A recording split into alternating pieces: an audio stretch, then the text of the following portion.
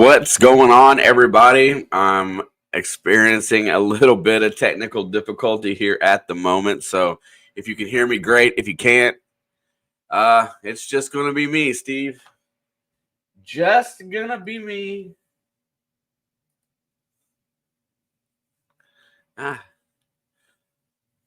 Man, it feels like absolutely that this season that is brutally long in terms of amounts of football games, and now it feels like it's over. So I've come to the conclusion, Steve, that I think that I have a network card issue in my computer because it's starting to act a fool sometimes. So I'm just going to hang out. My internet connection says it's strong. It's got to be in my network card. I'm going to go pick one up as soon as I finish tomorrow, probably, actually, since I don't have plans. But here we are. And I got to hear what's coming out. So let's see. And I don't hear anything, so that's really strange.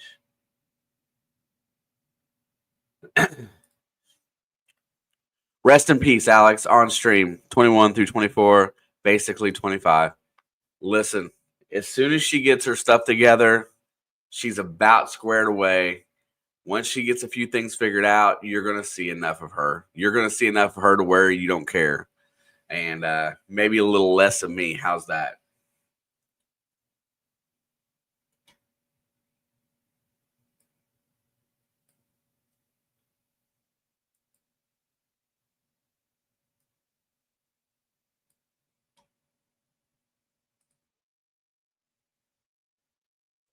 So it seems to me that the audio is pretty good. The video is a little lackluster, so I'll take that. We're going to get into it here in just a second. I'm getting a cold, which I don't need this time of week. Yeah, Sports Cat. I really want to be in here for Ohio State and Oregon, but I'm going to see which one works out for my schedule the best.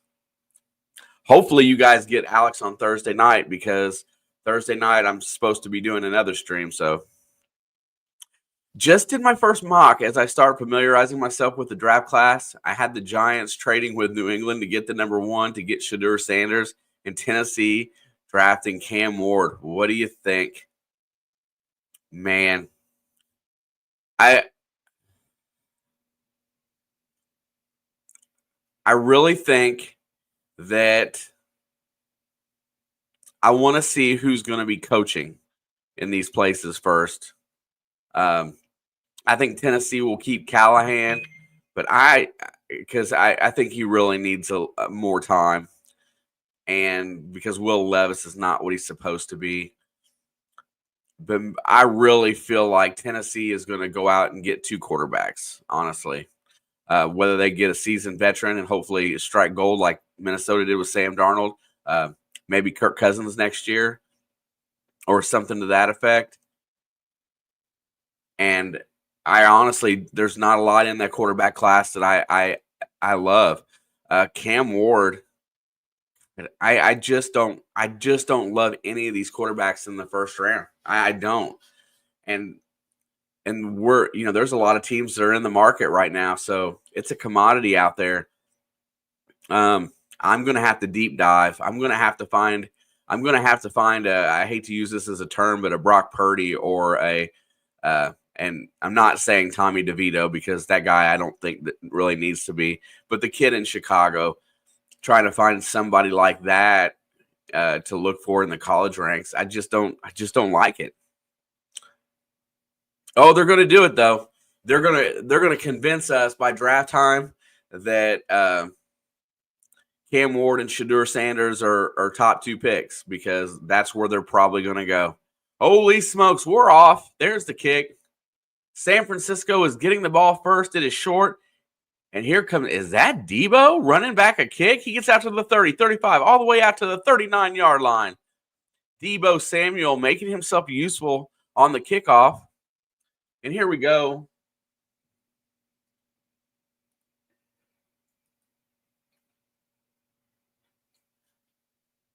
I see is I am struggling big time tonight. I'm going to try to clean up some of this.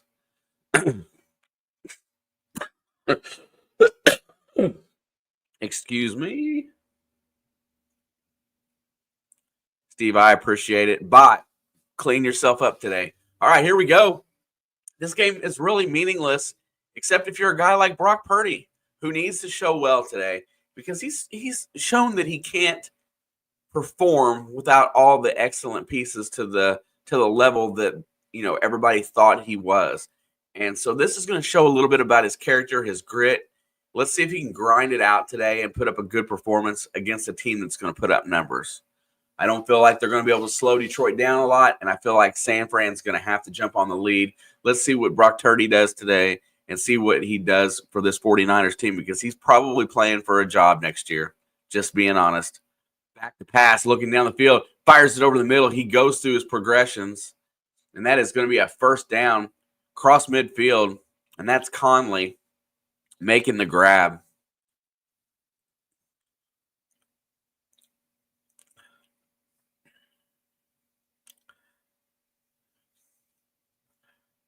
So right now, New England has the one.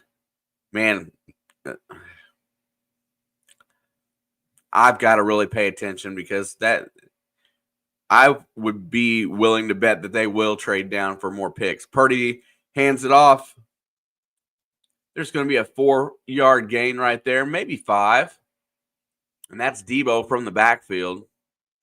All game streaming on NFLHQ.net. Get the heck out of here with 5 posts. Just drop it once. Hit the subscribe button while you're at it. Watch some content. Say something other than your stupid emojis. Say hello. Talk. Be part of the stream. Don't make Steve be a bad guy. 2nd down and 6. There's the pitch. Debo's going to run it again. So Debo's getting a heavy dose today. Those who have Debo in their lineup today, good luck, because that's 5, 1, 2, 3, at least 4 touches already.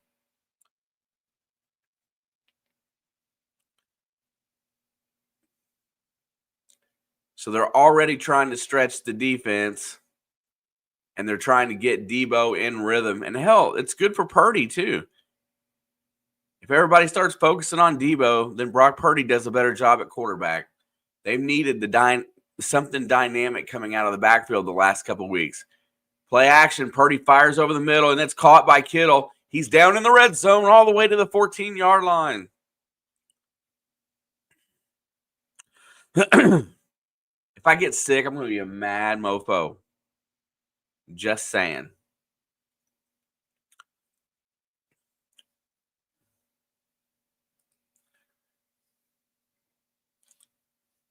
George Kittle, still a top 5 target in the NFL for tight ends. I don't think they'll. Nah. Seemingly the quarterback classes have been better. 1st and 10. They're going to run a reverse. Here we go. Pearsall's coming off the edge. He's at the 15. Jumps up in the air, gets knocked out of bounds at the 10. Ricky Pearsall goes head first, high flying.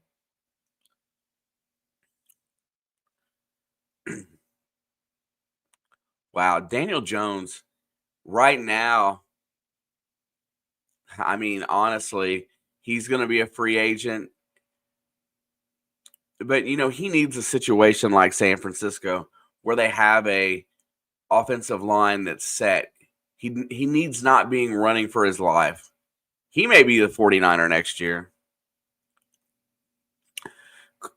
Cleveland is planning on having Deshaun, but they do need a better backup plan. There's the pitch. Out to the outside. He's going to get close to the first down.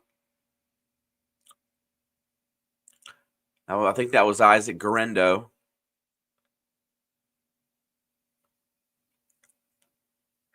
Michael Williams. That's that defensive end, right? Edge rusher. I'm trying to remember which team he's on. All I know is I've heard his name a lot. There goes Purdy on the QB sneak, And guess what? 3rd and 1, he gets stuffed. Half a yard short of the first down.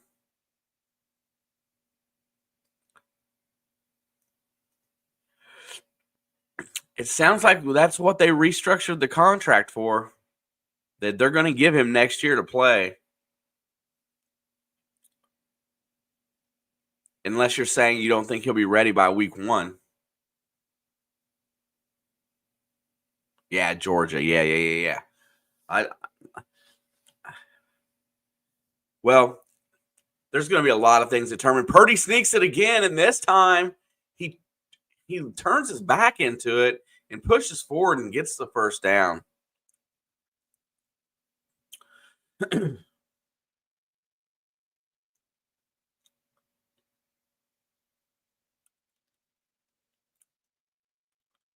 This is exactly what San Fran needs. Opening drive touchdowns. Last season, 10 of them. This season, 2.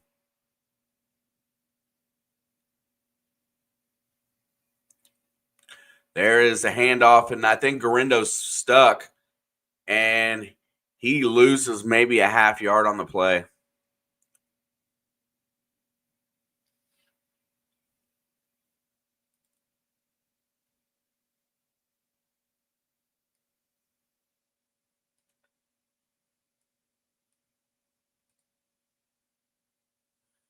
And Jennings taking the blocking a little seriously. And, he's going to get penalized. And here it comes. Now the flags are flying. Juwan Jennings, that was awesome. What is up, Crafty, my bro?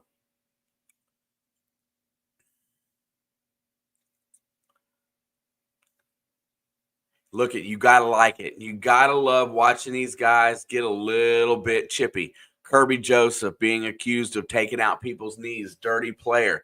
Juwan Jennings having none of it. Fighting in the back of the end zone. That was a block that took it all the way to the stands. Juwan Jennings really, really, really showed up. We may see an ejection here, honestly.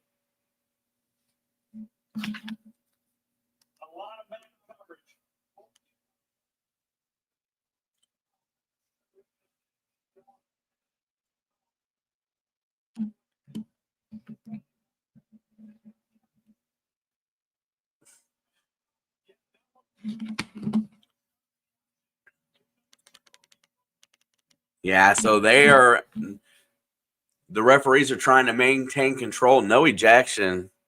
But we're going to watch Kirby Joseph and who they've taken out of the game for this play and Juwan Jennings as this thing goes forward.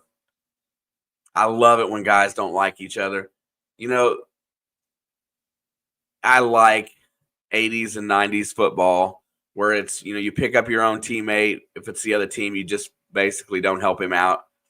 It's all about that mindset. Purdy rolls out, looking to the right, fires, and that is caught. But I don't think Pearsall had control in the end zone. It looks like that's a well, control did not 2 feet down, didn't come until after the end zone. So the ball's going to be placed on the 1. That's not a touchdown. That's not a touchdown. You got to be, you've got to come down with the ball in the end zone.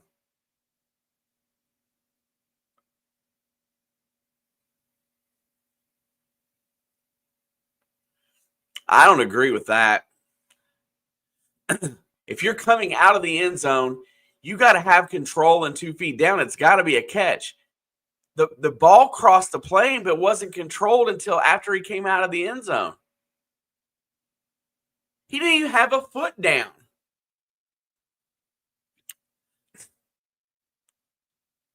I want to hear why that's a touchdown.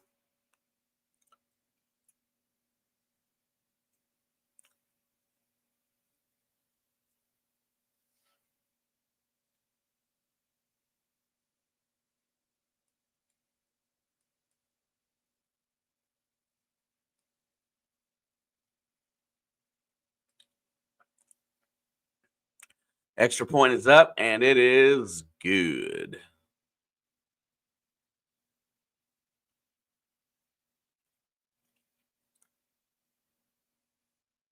You're out on a walk to see if anybody threw anything good away after Christmas, so I have no vote. Steve, I sit out here, I swear, today is my trash day, and our neighborhood, it's okay. We're not in the nicey nice area, but we're not in the low end area either. And I got up this morning at 5:00, about 2 hours before the trash truck shows, and literally, I was watching people go through the trash coming down the two streets that my house sits on the corner of. And everybody goes through it, and it was a train wreck out here. There was stuff blowing in the wind where people were just being disrespectful about it.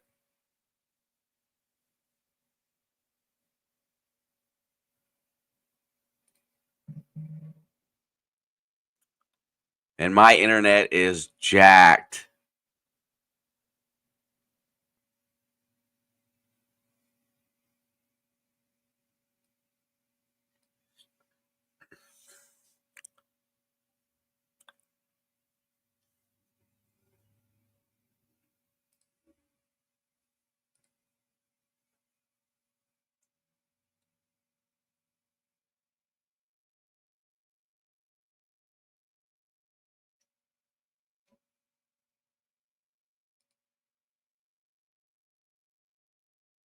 So yeah, everything I do on my computer right now is buffering.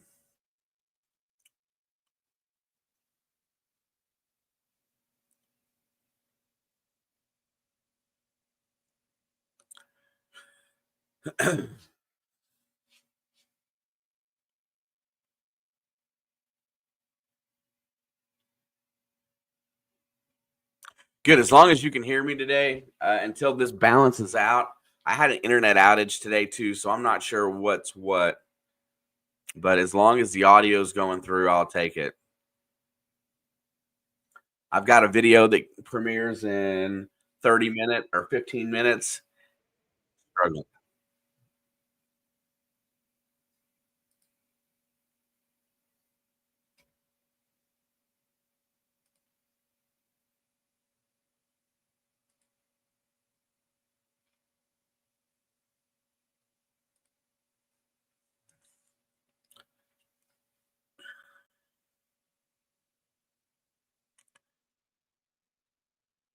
That's good. At least I'm broadcasting okay. Everything in here is not going well. Have to unhook my computer tomorrow and go to Best Buy, make sure that I know that they got the geeks up there that can fix it. All right, here we go. Kickoff is short. He retrieves it at the 10. He's at the 15 to 20. Cuts back through the hole. Gets out to the 35-yard line, and the Lions will take off there. Jared Goofy and the boys with a 71% completion percentage. Week 11 through 16. 17 passing touchdowns, only one pick.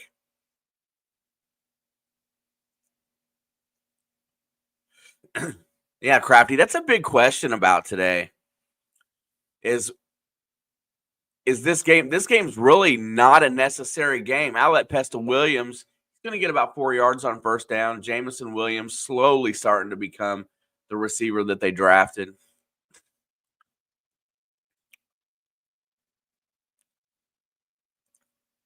I think they just want to win them all. If somebody important gets hurt today, it'll be all question marks tomorrow. Second down and 7. Goff's under center. There's the handoff to Gibbs, and he busts through the hole. He's going to push forward, and he's going to be about a yard short. Give him 6 on the carry. Call it 3rd and 1. Defensive coordinator, 23.3 points per game, tied for 19th. No Greenlaw, no Ward.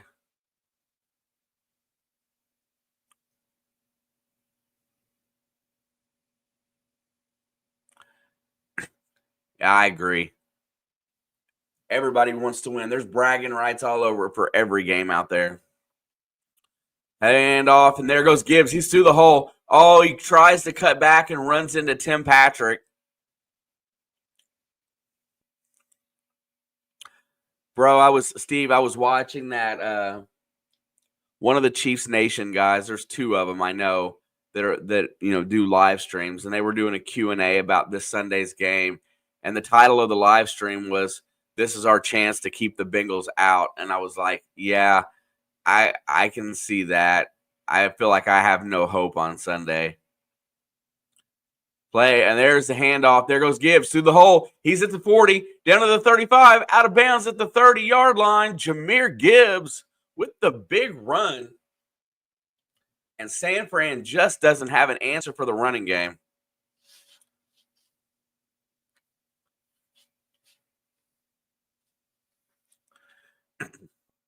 I really hope that Carson Wentz goes out and destroys Denver on Sunday. KC does have solid depth. Everybody thinks that they're just lucky. I don't think that team's lucky. I watch how they win. Reverse. There goes Williams. And he breaks a tackle, and then he falls down. Looks like it's going to be about a 5-yard loss.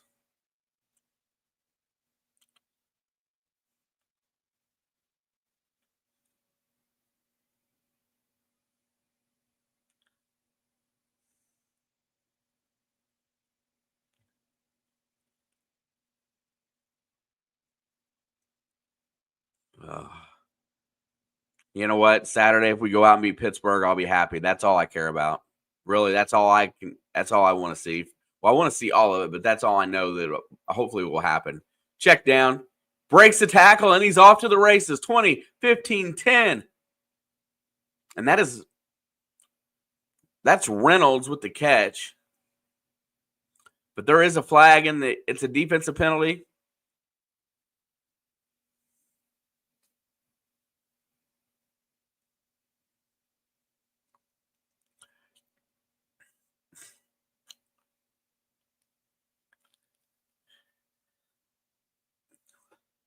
Yeah, Steve, I'm gonna change my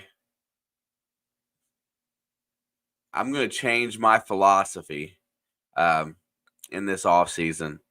I've kind of mentioned it already, but I'm gonna study officiating crews as much as I possibly can, and I'm gonna study coaches and coordinators, and I'm gonna go back and I'm gonna figure out which ones do the little things right, time management, because those are the guys that don't give games away. And those are the guys that I'm going to rely on. And I'm going to say that personnel doesn't mean as much to them. There goes a run play. He's going to get inside the 5, falls down at the 1-yard line. And that's Jefferson. Steve, you got any insight on that kid? I don't know him. Jay, it's not just. I don't think it's Justin, but man, he's a good-looking back.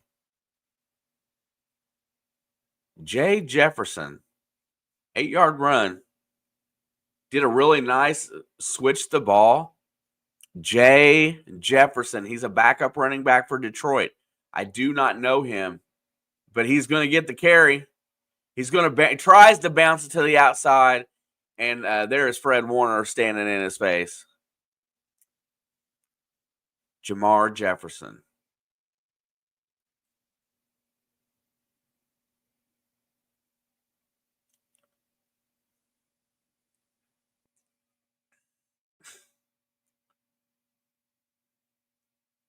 Really, I've never seen him play. How bad is that? I don't ever remember seeing him. 3rd down and goal. The Niners are poised. They're going to go hand it off to Jameson Williams, who's going to try to get the edge, and he's going to walk in for a tutty. Detroit Lions score, no penalty flags, and they have a chance to tie the game.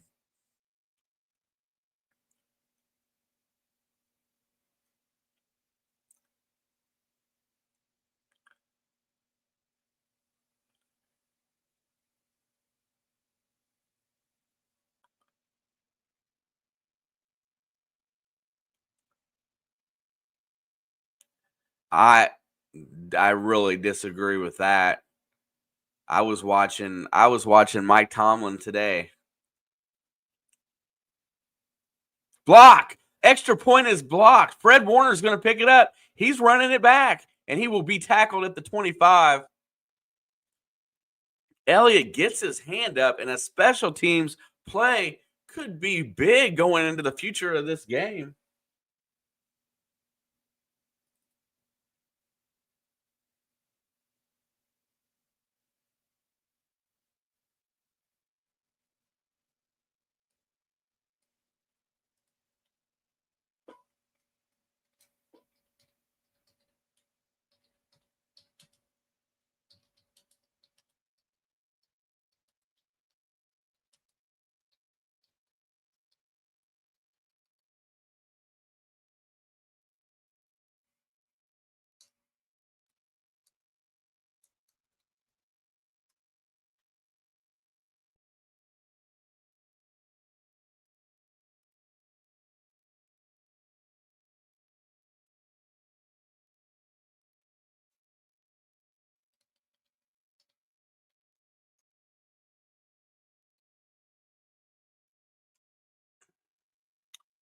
A second, let's see. Gotta love the Giants. Stuck all year, then put up 40 points, win just a game away from the first draft pick. Man, I really smelt that one coming too.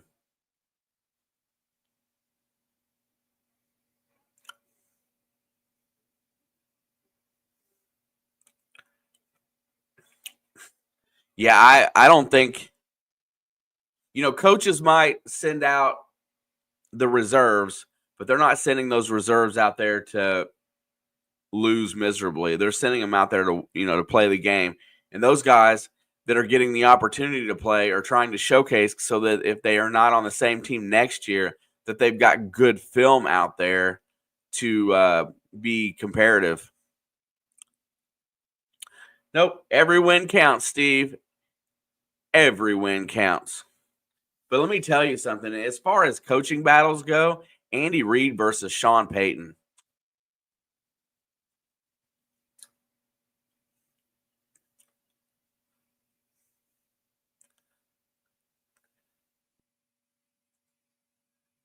Listen, if it was ever proven that a team tanked, the betting industry would lose their mind.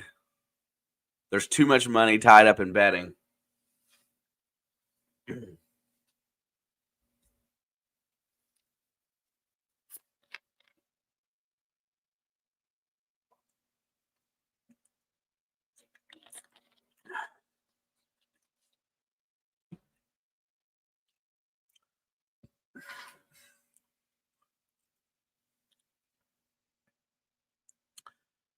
Well, Jameis Winston could have won that game against Miami. I have full confidence.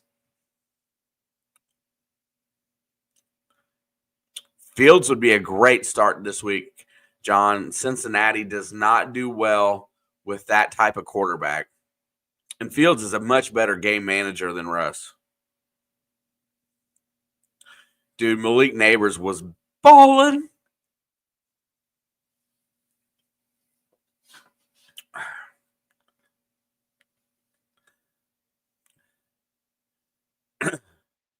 That's a guy that's going to have that might end up with a starting job somewhere next year is Justin Fields. First and 10. Purdy's under center.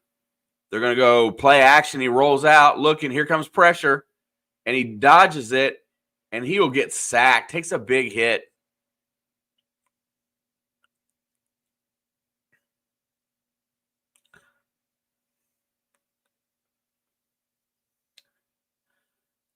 Malik Neighbors looked all world. Oh, my God, it's a defensive holding penalty. All right, bot.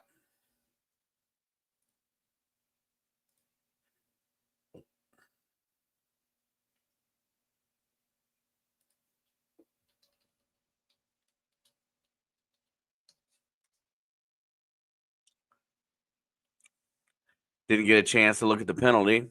Not sure that it was or wasn't. First and 10, ball's at the 35. There's the pitch out. It's caught by Garindo, and he gets hit at the line of scrimmage and will bounce forward. Jack Campbell makes the hit. He does roll out of it for a positive yard.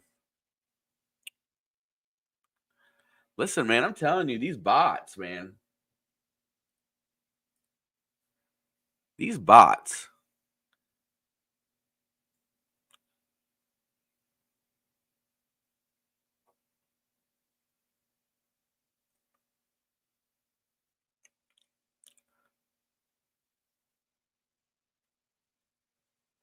Good. Everything else I got running everything's just frozen on my end. There's the pitch out to Garindo. He breaks the tackle and gets close to the first down. It looks like it's going to be a 6-yard gain. 3rd down and 3.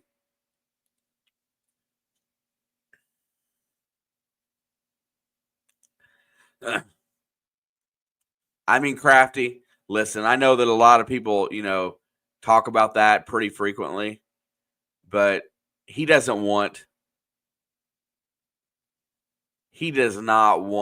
to go 500 and check out.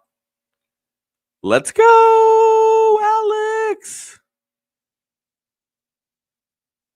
Oh, boy. We have an Alex in the house. Purdy's back to pass. Fires it down to the right sideline, and it is incomplete. Oh, he's going to say he got it. They're going to say he had control of it. Ricky Pearsall was juggling the ball as he went out of bounds. Let's see. Tip. 1. That's not 2 feet down. Don't get me going today about this because this is not 2 feet down. Tip, completion. I don't think this is a catch. Ooh, maybe. Okay, maybe it was. Maybe he drugged the toe. They get the snap off. It doesn't matter. There goes Garindo up through the middle. He's going to get 9, 10, 11 yards on first down. Nice run by Isaac Garindo.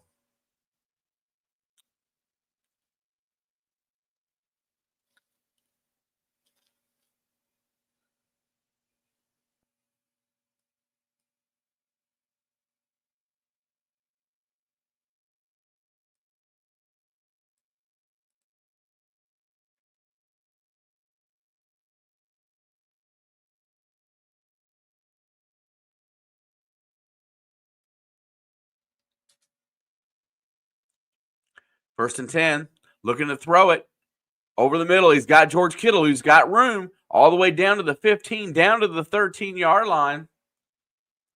And that might be the last play of the first quarter as San Fran is inside the red zone.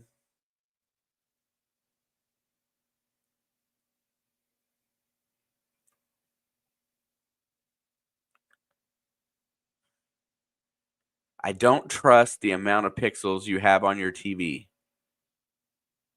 Oh, my TV is good. Oh, there's a free 5 yards.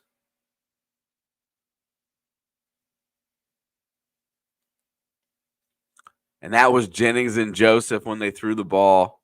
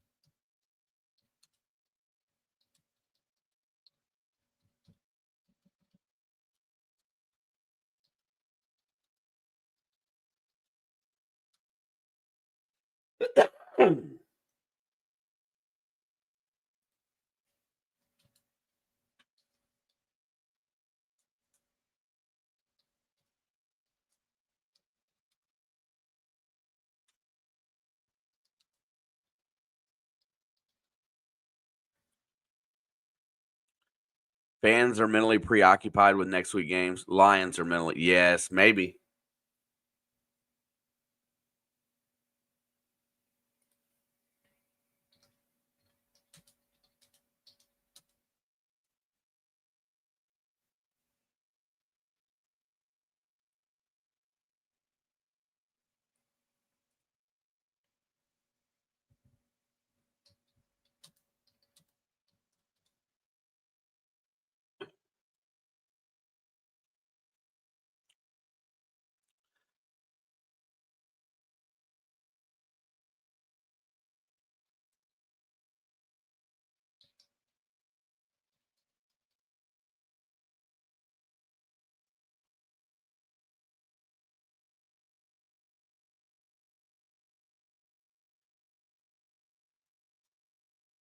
Holidays are a fun time with family, but they can also be a busy time with a family in town. Oh my gosh, yeah. Alex, the question of the day is, were you going to be here Thursday?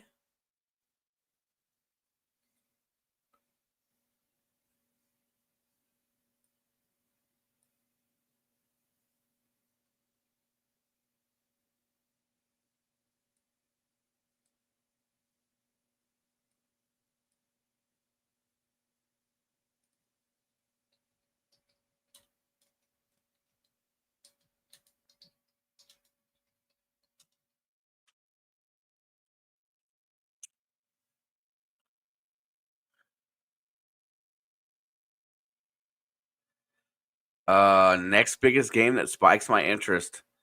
You're not going to like it, but the Indiana basketball game Thursday, playing Rutgers. Yes, John, Alex is working tonight. We don't have a Thursday game. Well, that settles it in. Come over and see me at Ohio River History for my birthday stream on Thursday. There is the snap. Purdy rolls out, looking, checks it down to Juszczyk. He's got momentum, and he will fall into the end zone for a touchdown. San Francisco. What's up, Ringo? I hear that guy, the radio announcer for well, let's see if he makes it in. I don't want to be and damn, he's in. I wanted but that's that San Francisco.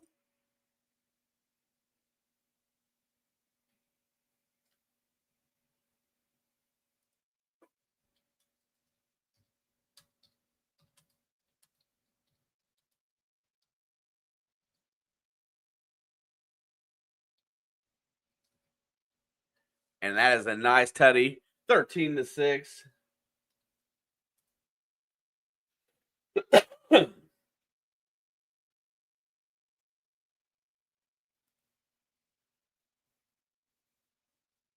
Extra point is good. 14:53 to go here in the second quarter. Hey, I got Arkansas Oakland game going now. That Oakland team gets around and plays some good teams. Let me know how that one turns out. You guys should win, but that Oakland team's kind of decent. Or at least they're well coached.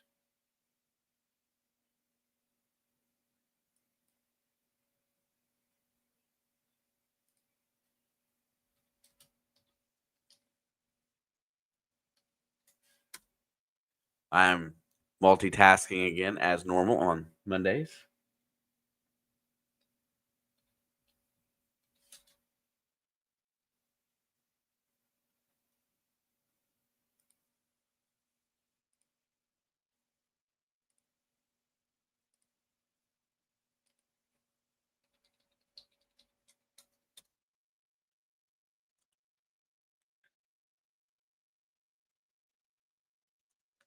I'm trolling people in my other chat.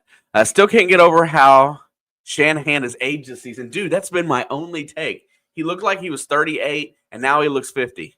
And it's like over the course of 1 year.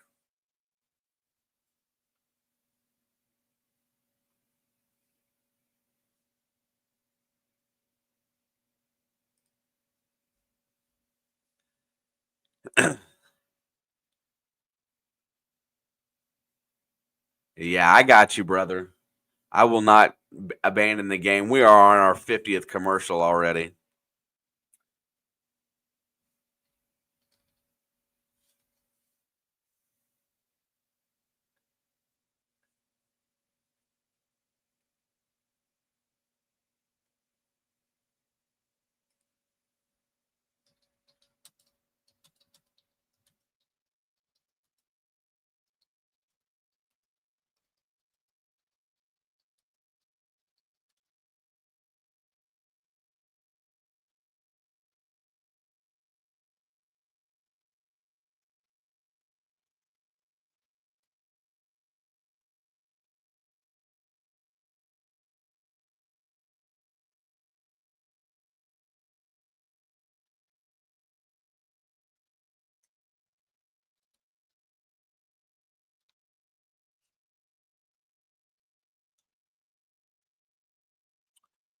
All right, here we go. They're getting ready to kick off. And Jim Harbaugh also finally aged. John Harbaugh, I'm sorry.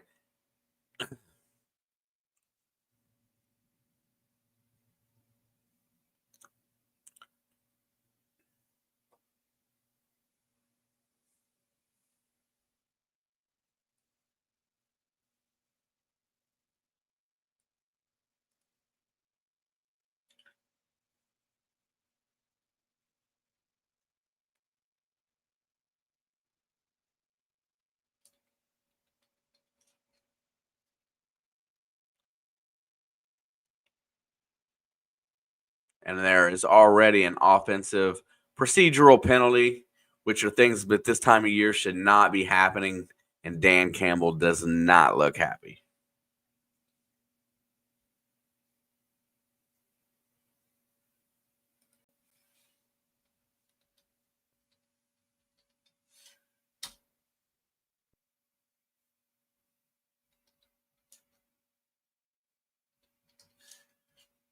And there goes Sam Laporta, and he is only going to gain about a yard.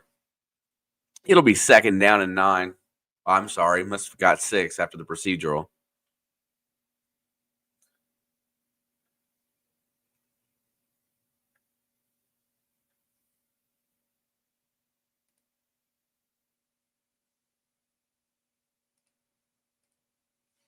All right, 2nd down and 9. Goff's in the gun.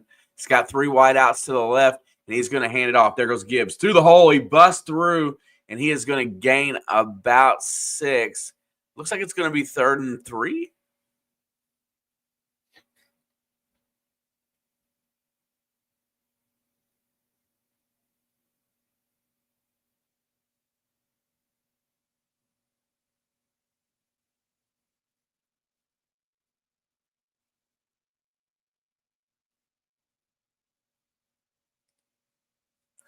Third and 4.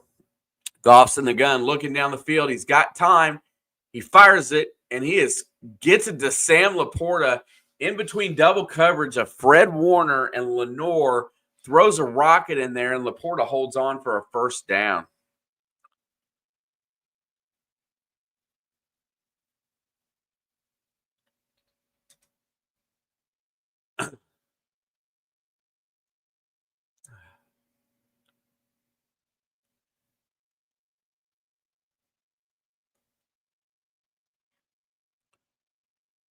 First and 10. Ball's at the 38-yard line. Goff's in the gun.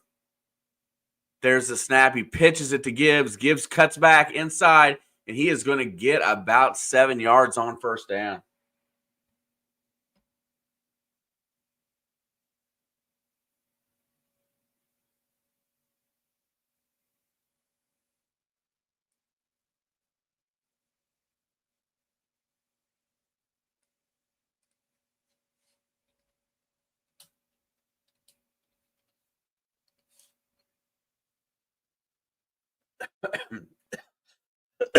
Second down and 3. Detroit goes in the eye. There's a handoff to Gibbs, and he's got a lane. He's at the 50, 45, down to the 40. He's going to be brought down at the 39-yard line. Huge run. Jahmyr Gibbs just looks so strong. Oh, I'm sorry. Oh, it is Gibbs. Jamar? I thought it was Jameer. Or Jermaine. I'm confused. Jamar for Jefferson. That guy looks good too. I'm going to see if he might be a worthy pickup for the last. Oh, I can't pick him up now. Never mind. Back to pass. Goff's got time. Steps up. Checks down to Laporta. You know what? Laporta is the most Kelsey-esque tight end I think I've seen. He always is looking back at the quarterback. And he is always in the right place for a check down. And they're going to get Penei Sewell on the hold right there. And Laporta got smacked in the noggin. Crown of the helmet. In college football, he would be out of the game. Winters would be gone because they would have called that targeting. Ball's at the 50, 1st and 20 after the hold. Goff rolls out, steps up in the pocket. He's got pressure. He's grabbed. He's going to have to take the sack, and he gets speared.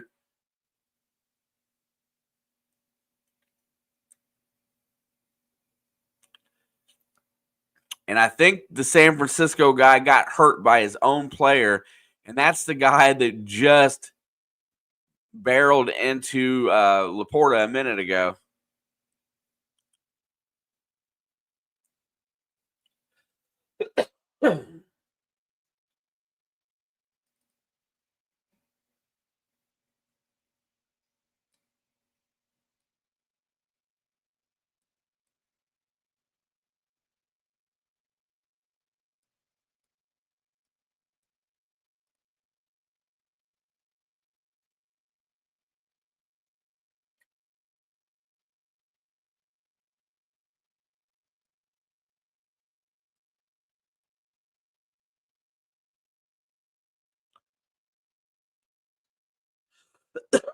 Winters is the one that went down. Yeah, I really feel like that Oakland team is a well-coached team.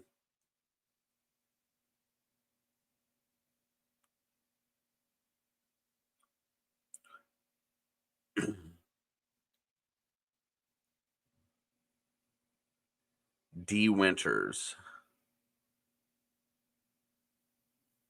That is correct. TCU linebacker.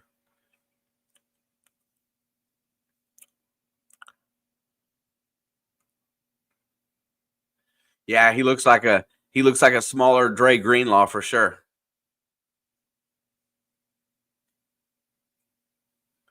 He's a very from the looks of it, the way he tackles very violently.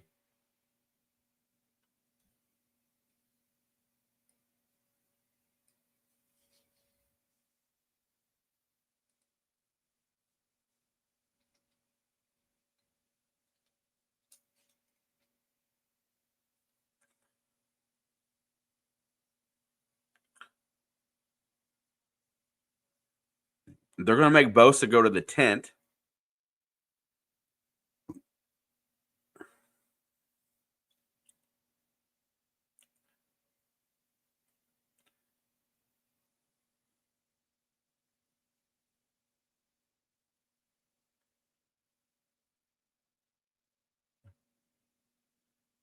Oh, there was a couple different hits there, but Bosa took his shot from his own player. That almost would have been a late hit on the quarterback if he hadn't ran into Bosa. So probably a good thing. And Bosa looks dinged. Squinting his eyes as he walked off the field. 2nd down and 24. The Lions are at their own 46.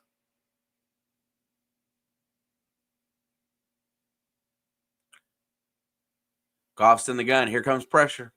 It's going to let it go. It's caught by Gibbs. Short gain. Breaks a tackle and goes out of bounds. I don't see how far he got. Looks like it's going to be about an 8-yard gain. I think it'll be 3rd down and about 16. He made it to the 42 for 12 yards. Okay, that's close.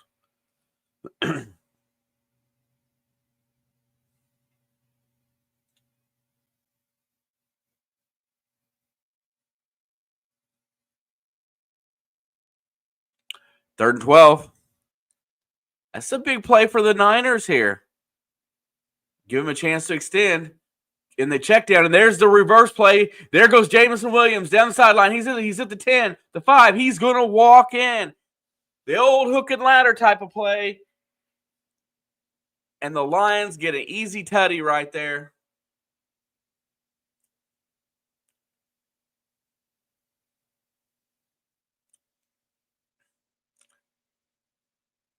Jameson Williams seems to be featured thus far today. Him and Gibbs.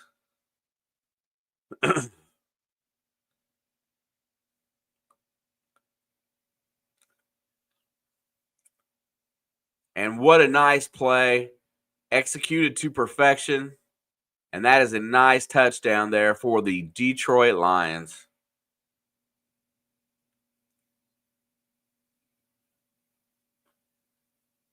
Do I get AM, PM raw fantasy points?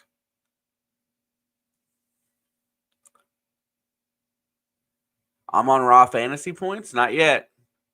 I haven't seen him make a play, John. And I think that I'm not even sure who caught that. Oh, I'm on raw. I don't even know that he caught it. It looked like he kind of grabbed it and threw it back before it'd be called a completion. We'll see. Let me know if you don't get. It should be about 6 points or so.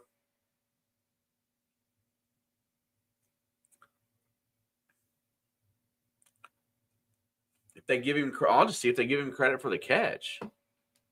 Yeah, we can do this. There's more than one way to skin a cat. So far, they did not give him credit for the catch. Or did they?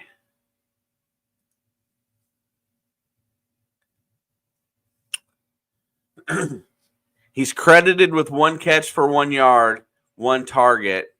If that was his only target, then yes, you'll get 0.1.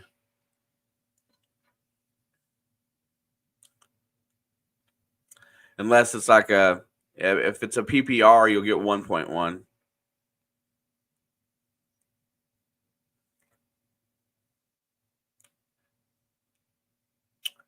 Well, obviously the extra point is good. Yeah, but it looked like he was further downfield than 1 yard. That's what I don't get.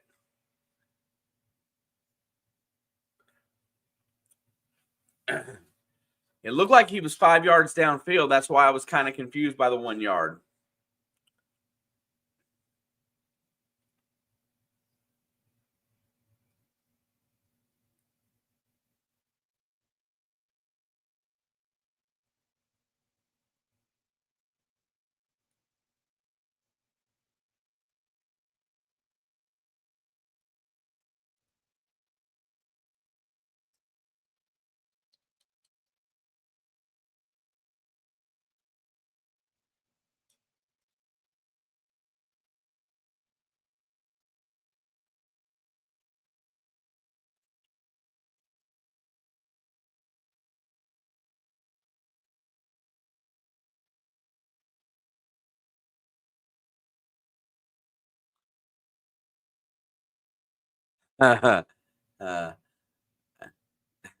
Dave. Lions suck as much as Iowa. Dave just loves them Hawkeyes.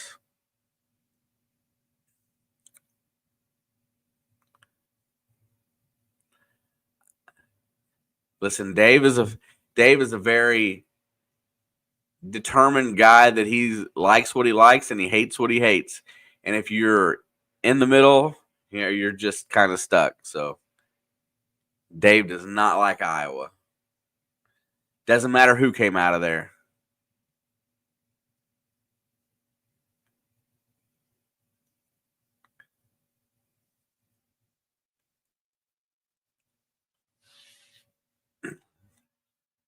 Did he forget? Did I miss something? Purdy's back to pass, stands in the pocket, fires over, it's complete, and that'll be a 10-yard gain on first down. Dave says, because the Lions suck. That was Juwan Jennings for 10.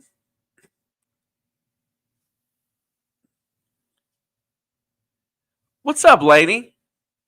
New subscriber. Well, I appreciate that very much. And I'm sure Alex does too, even though she is not here. Welcome to the chat. There's the handoff. And Garindo's going to barrel forward for a first down plus about 6. And he is still on his feet. Gets brought down at the 47. All right, Laney, who's your team? Got to tell everybody just a little bit about yourself. We got to know who we're dealing with, you know?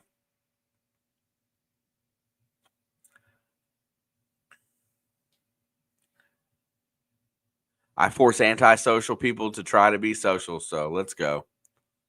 1st and 10, ball's at the 48. There is the handoff. And this time there's not as near as much room to run. He'll get about a 1-yard gain. Yeah, that takes me back. Hit me up on MySpace, Steve. Trying to remember what the old chat rooms were called that I used to go into early on in life.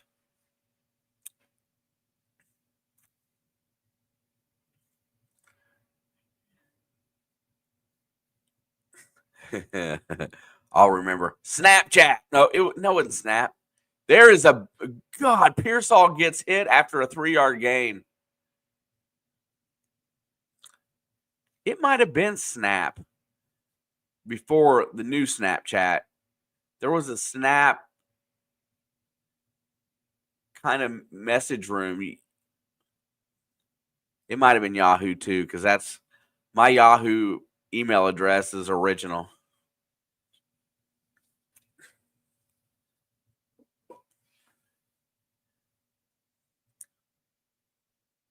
All right, 3rd down and 7. Purdy's back to pass. Detroit's looking to get off the field. He's going to let it go deep down the sidelines, and he hits Ricky Pearsall inside the 15, down at the 9. Nice bomb, and here comes the Niners once again. I'm a 12-year-old female from Denver. Want to meet up, Dave? I like the Jaguars, but they suck this year. So I'm just a football lover. Watch as many games as I can or listen to as many games as I can. Going for the Lions tonight. Well, welcome, Laney. Yeah, I'm a little pushy about that, but I like to get to know people. This is a very interactive chat in here, and so everybody gets to be kind of heard in a sense. And Garindo's blown up, but he breaks a tackle, and he's still going to end up barely getting back to the line of scrimmage. We got one Jaguar fan, but he's very disgruntled all the time.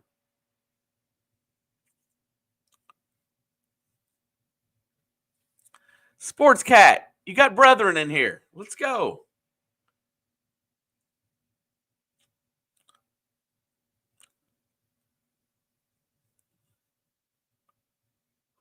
Second down and goal. Purdy is 9 of 9 for 131 and 2 tutties tonight. And we're not even at halftime yet. Back to throw it. Looking down the field. He's going to scamper. He goes and takes off, and Purdy's going to run it into the end zone. Touchdown, San Francisco.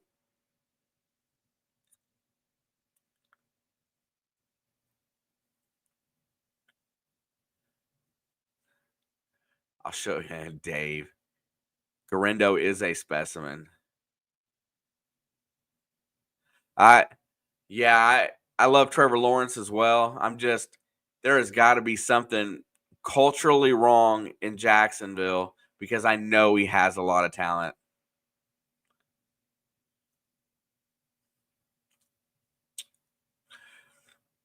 I'm competing against Purdy tonight.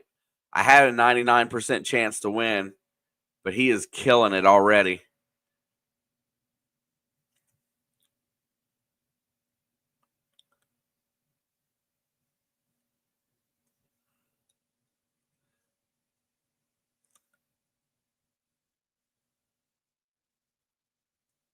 Imagine getting steamrolled by Purdy. Yeah.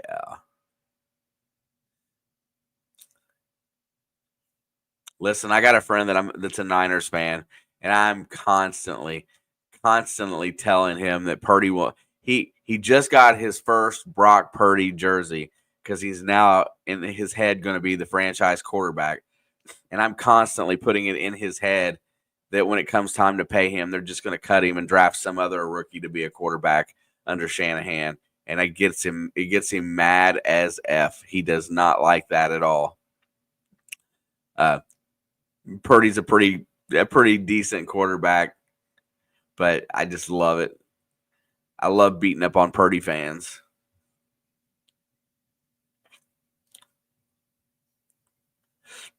Yeah, because I have a feeling that they're going to dismantle a lot of the money that's on this team this year at the end of the season. They may have to pay for it a little bit next year in dead cap, but I think this team's really going to turn over the roster in the offseason. Wait and see.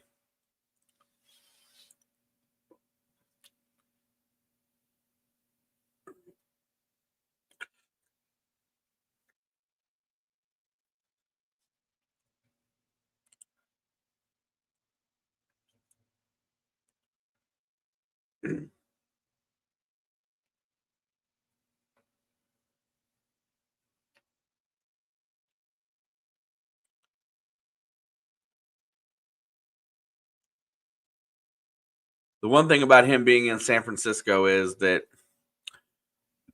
he doesn't scare me like Josh Allen does.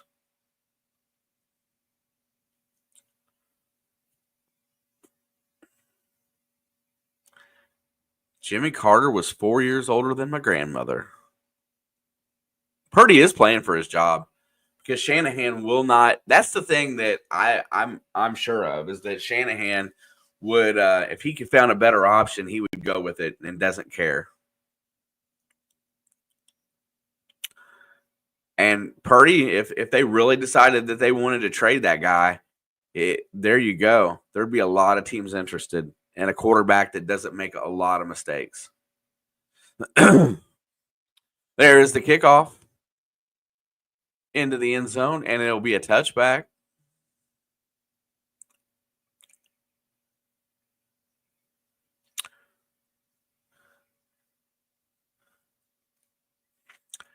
$27-14 for what?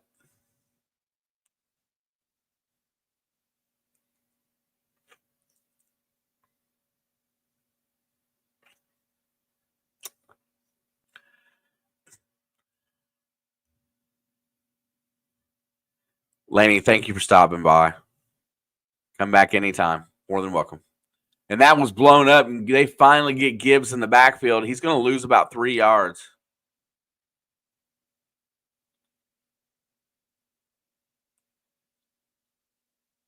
Purdy will look good in Jets green next year. I mean,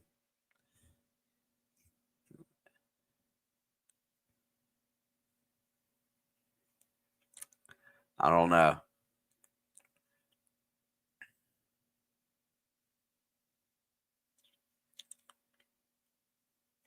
Oh, he's 27-14. That's what you meant. There's a nice pass to Gibbs. Gibbs is going to get to the 48, tries to get to the edge. He'll be cut off and out of bounds. He ran backwards for a few yards there. I don't know why, as he was trying to find his way to the edge. But he'll be out of bounds at the 46 with a first down.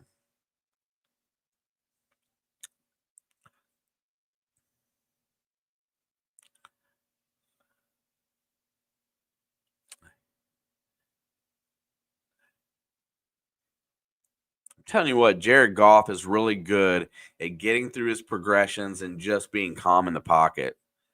Play action, looking down the field. They're going to let that one roll.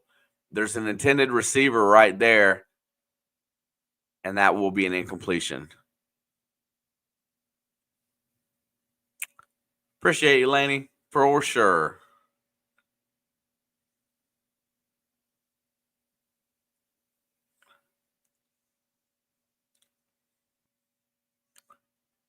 You know what? That's the other thing that's pretty good about Goff. If he realizes that a play is not going anywhere, he is not afraid to just end it. 2nd and 10. Ball's at the 47. He's going to go play action, looking, checks it down to Jefferson. There he goes. Oh, that's Gibbs. Gosh, dang it. They look alike, too.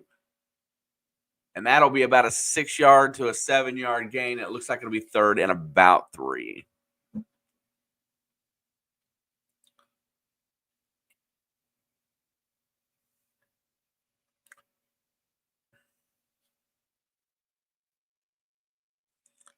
Mr. 5 interception Goff, yes. Everybody has a bad day. There's a check down. That's a 1st down to Amon-Ra St. Brown.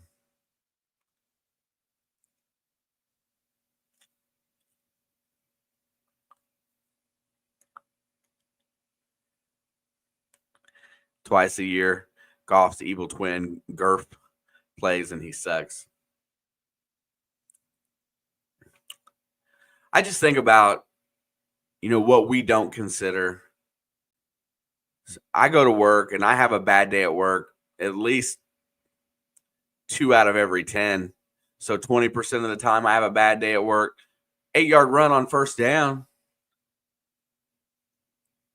That is Reynolds in the backfield.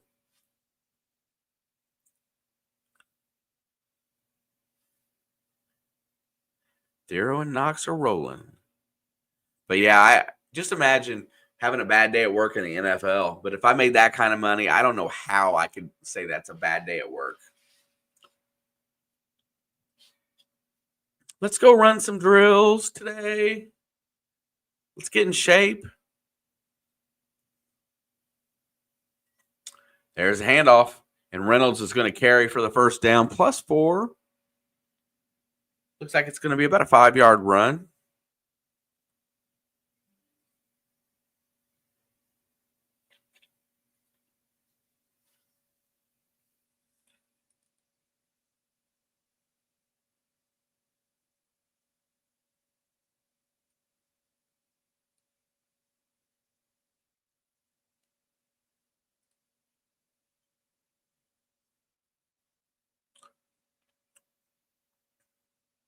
First and 10, ball's at the 29-yard line.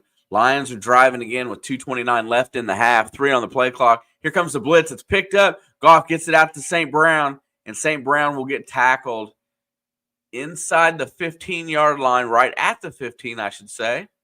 And it'll be 1st down and 10 in the red zone.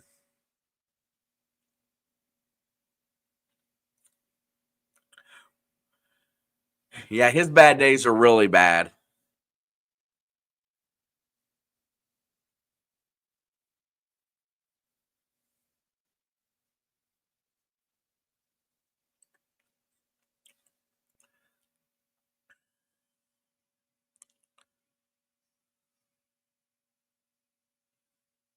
Kentucky transfers paying off. That's good.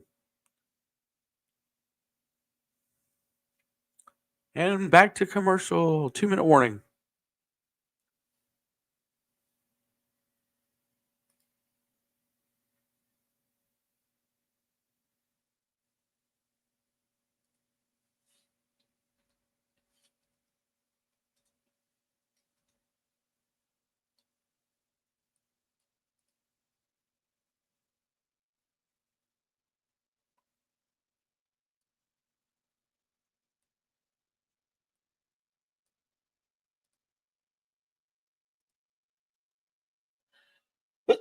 I'm telling you, if I'm getting a cold, if I get sick, I'm going to be mad.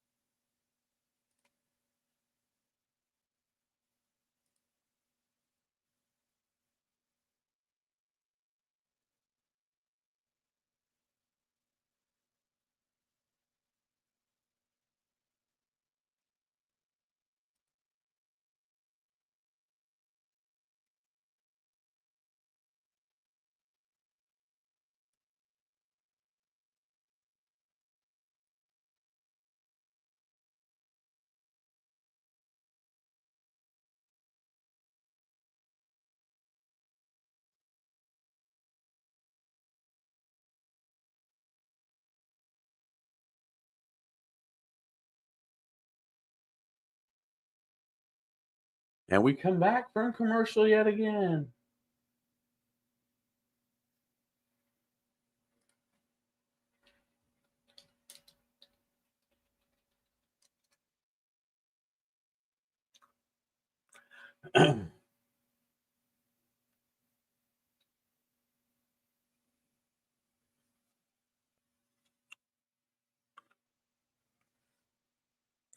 Baker Mayfield, 359 yards and 5 tutties. And T. Higgins, 11 for 131 and 3 touchdowns. Will that be the last game that T. Higgins plays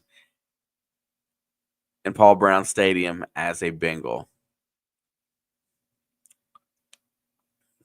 Always the question. All right, inside the 15. Here we go. There's the handoff. Gibbs breaks a tackle, but he's met on the second line, and that's Winters. Is going to blow him up, and he's fired up. I think so. I think they're going to pay both of them this offseason. Either that or they're going to put the fifth-year option. I think they already put the fifth-year option on Jamar, but I think they're going to extend them both this year. At least that's what they want. I cannot imagine them letting that guy go to another AFC team.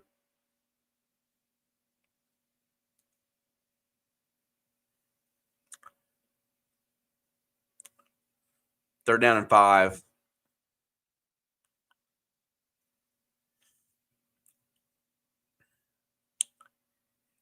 It does.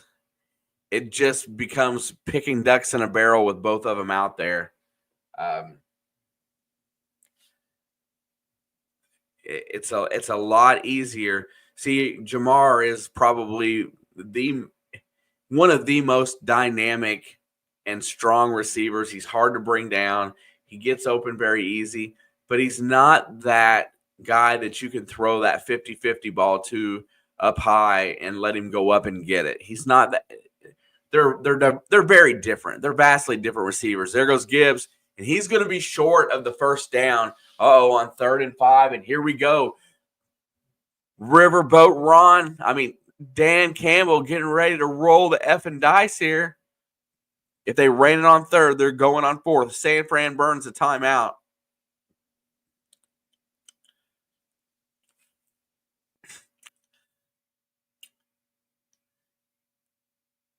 Yeah, it just, you've got to understand that, as much as you say those two guys are, they can change the whole secondary. If T. Higgins had a little bit more meat on his bones, I would say A.J. Brown is a great comparison. But, going up and getting the ball, body control, bringing stuff down, he's got a lot of qualities that a lot of the receivers don't have. He has got very good wherewithal where he's at. And that's to the end zone. It is broken up, and San Fran, Gambling Dan loses, doesn't take the points. Yeah, I was just trying to correlate them together, as Brown's just a bigger guy. Yeah, but that throw was late.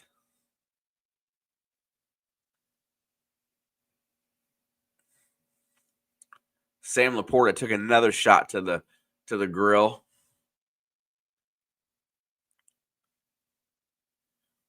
I was so amazed. The year that they drafted Burrow, right? The year they drafted Burrow, I was so amazed that T. Higgins was still on the board at that first pick in the second round. I was in disbelief. I did not imagine him still being there.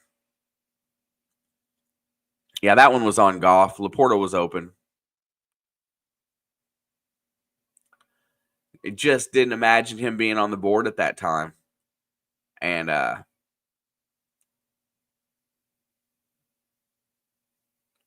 then when they added Jamar, that's what made. Now, if they ever get this kid, Jermaine Burton, straightened out, he is going to be a pretty viable weapon, but his mentality sucks. And Chase Brown is going to be the real deal.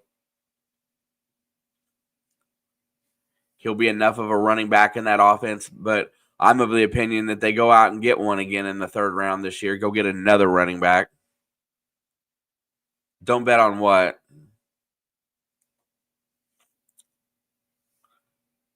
Oh, on Jermaine Burton.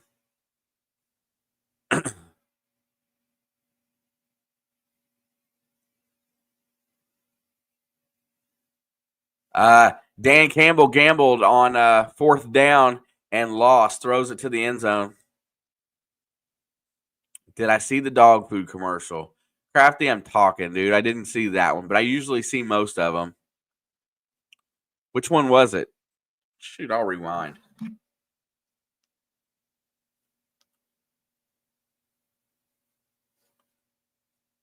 I saw Fortnite. Oh, there it is. Hang on. I'm watching Crafty.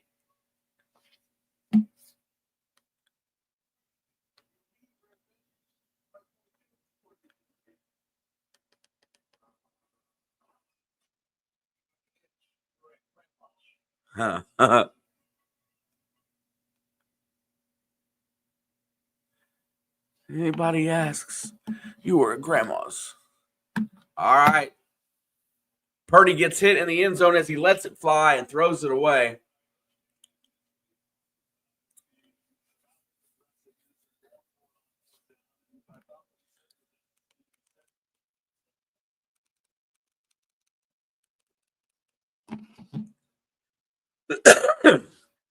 And coming to the defense of Dan Campbell going for it there is that if they lose this game, they still control their own destiny next week.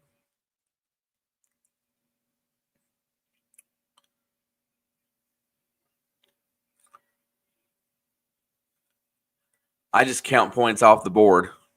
And so far, they've got 4 guaranteed.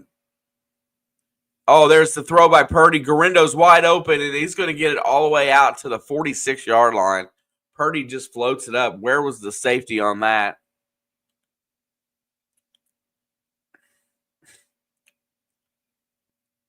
.48, excuse me. 43 seconds to go in the half. San Fran only has a single timeout. Purdy's back to pass. Here comes the blitz. He gets it out, checks it down, and Garindo will go out of bounds after a 9-yard gain.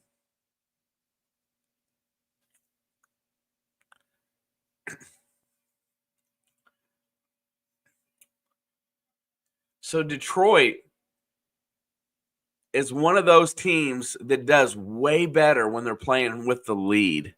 So you're right. It'll be interesting to see how they come out in the second half.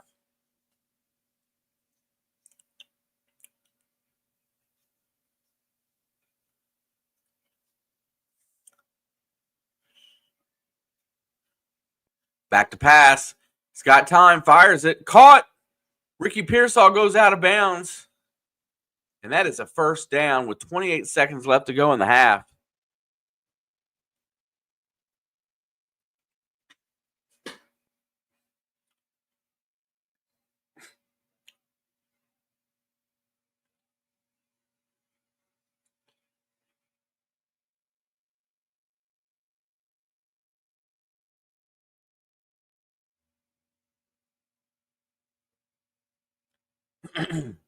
They got 28 seconds to go. They are on the edge of field goal range right now for Moody. Back to pass. Looking down the field. Purdy fires. And it's another completion to Jennings. And he fumbled the ball out of bounds, and he fumbled it backwards. So he doesn't get the first down.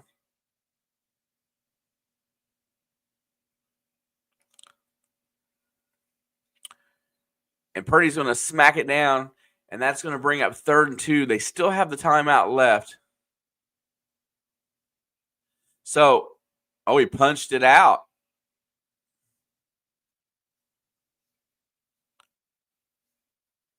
So if it goes out of bounds backwards, then the clock continues to run. The rule is that if you're going forward, they stop the clock. In that instance, it was not a stoppage of time, because it was punched out and the ball went backwards. I'm guessing that's what they said. 3rd and 2, Purdy's back to pass. Here comes pressure. Got time, gets it. There goes Kittle. He's off to the races. 10, 5, down at the 5-yard line. And there is a flag on the play, but I think this one's coming back. Maybe. Kittle's pointing at. It looks like it's going back. They're gonna Tanya Harding Brock Purdy during the half to adjust.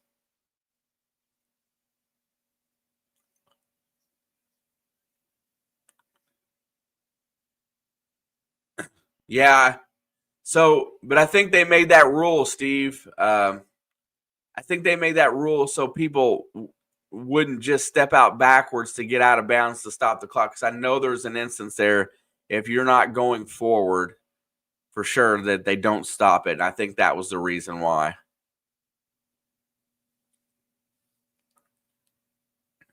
So this one comes back to the 40. It's 3rd down and 12. They still have their timeout. Here comes pressure. Purdy's back to pass. He fires it, gets it to Kittle, and Kittle's knocked out of bounds after about a 7-yard gain.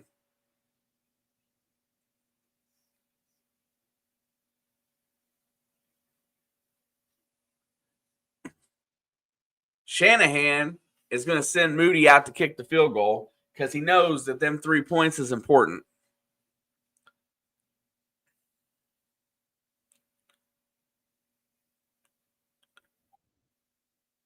My thumb, something's dinging.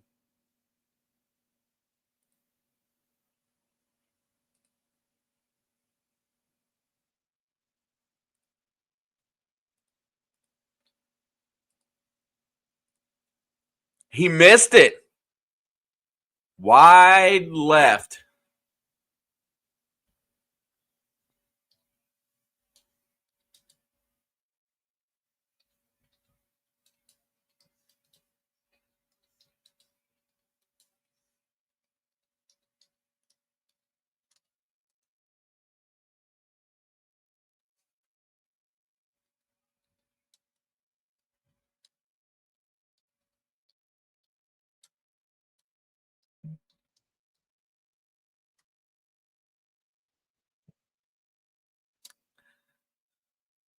And that'll take us to the half, 21-13.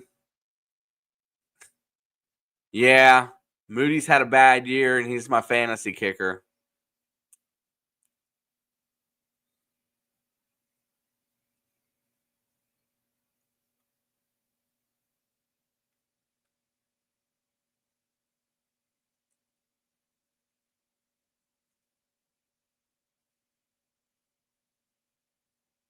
Forward, sideways, backwards, doesn't matter.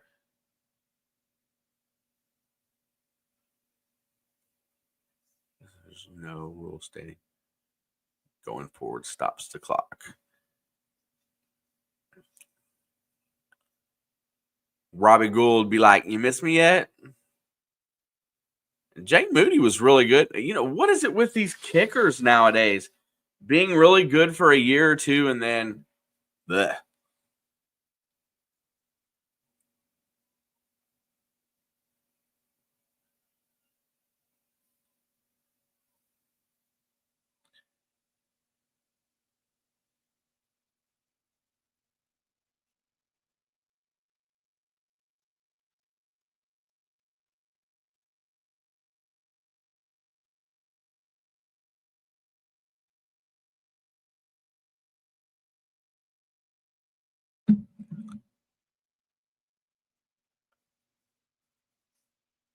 I got you.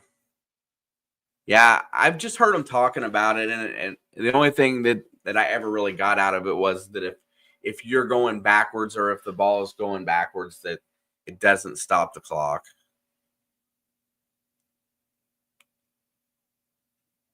Yeah. And what happens to all these kickers that that do they just go on to a different life after they lose their job in the NFL?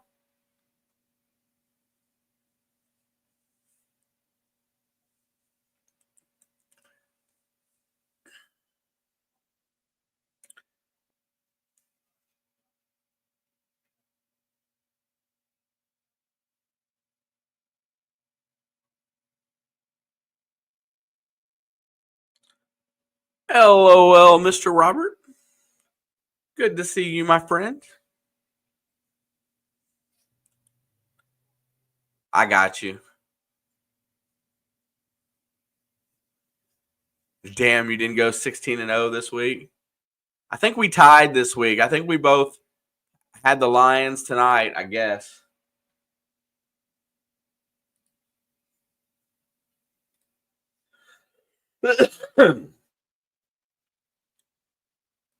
Rob, you're closing in, and I'm going to tell you, Rob, that your season and my season, this season in here, are going to be the two best in the history of It's in the Blood.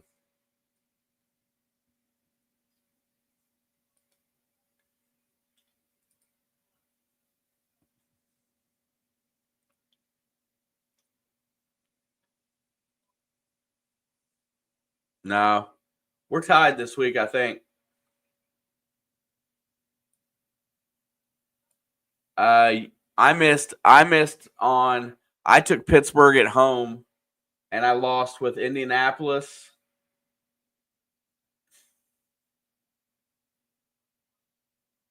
Hey, wait a second.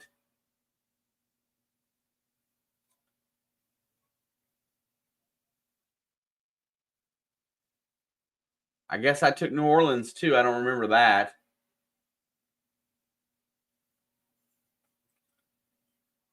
I lost 3, and you lost 1, 2, 3. Our difference is I had Jacksonville, you had Tennessee, you had Kansas City, I had Pittsburgh.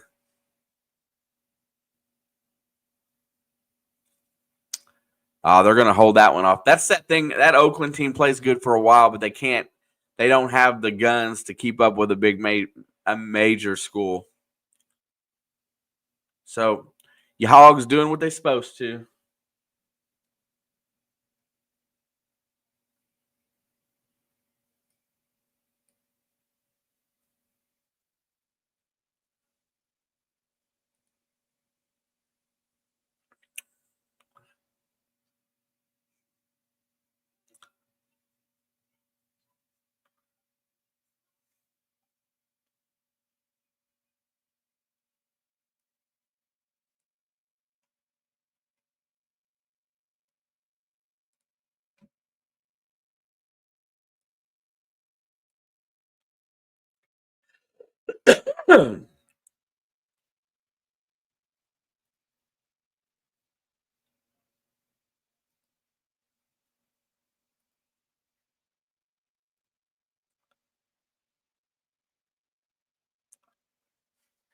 Right on. Rob, it's a lot of fun. It makes every week interesting. Gives us a little something extra to talk about.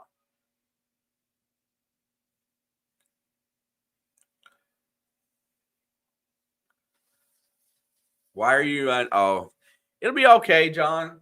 You guys are still going to the playoffs. You don't have to worry about it.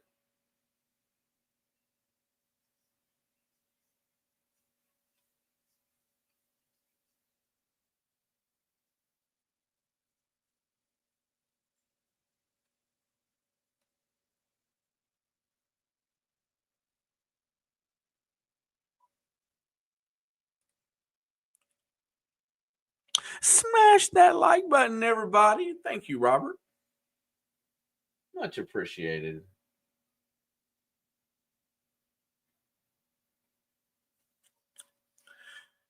Whoa, they changed the time again. What the heck? Did you see that, John? They changed the time again. I thought that game was supposed to be a 1 o'clock game on Saturday. Now it's 8:30. Uh-oh. Everybody be careful. We got a crash of rhinos in the house. Rising Rhino and crew coming in hot. Where are they at? Oh, shoot. That was the wrong one. I didn't close that, did I?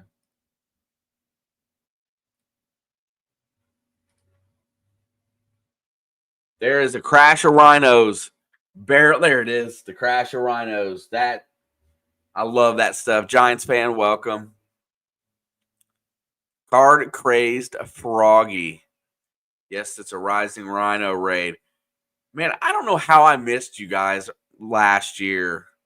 Rhino, how long have you been around, dude? because I know I went everywhere last year, and Alex and I, we hunted. Thank you, Giants fan. Much appreciated. This crash of rhinos is getting brutal. I think we have the two most violent sounding raids ever.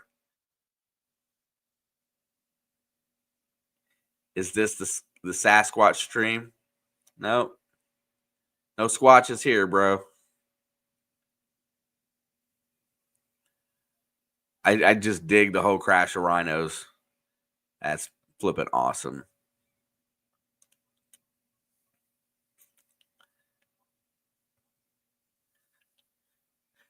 Hey, Rhino, I want to ask you a question before you bail out.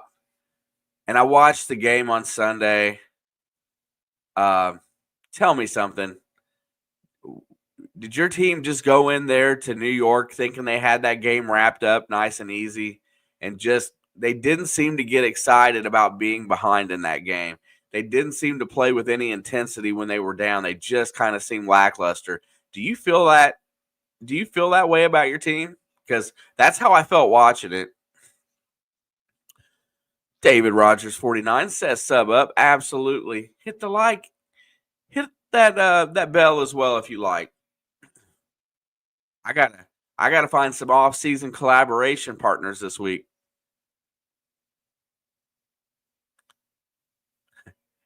Hey, Gaia, I'm not a Shedeur Sanders fan. I hope you guys get a good quarterback. Actually, I'm not. I really do, but I just don't think he's the guy. I know that's kind of an unpopular opinion, but I like Cam Ward over Shedeur right now, I think. But we'll go through that when we do when the offseason rolls around. But the Giants go out and they have the number 1 pick, and then they come back at the end of the day and have the 4th pick. Bro. But that was just, listen, Malik Neighbors is a stud. You got something to be proud of there.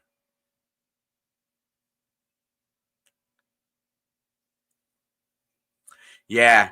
You see, listen. I have to wait and see everybody that's coming out, but good God, there is nobody right now that I think is ready for the NFL.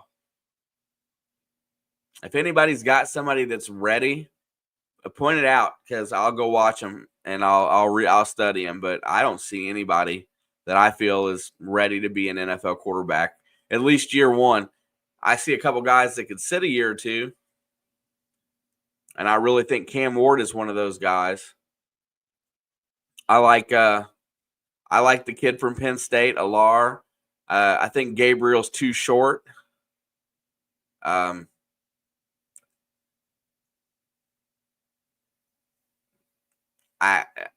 kid from Ohio State's not ready. I just don't see many out there. I don't think Carson Beck is ready. Fundamental. Rhino said it was horrendous.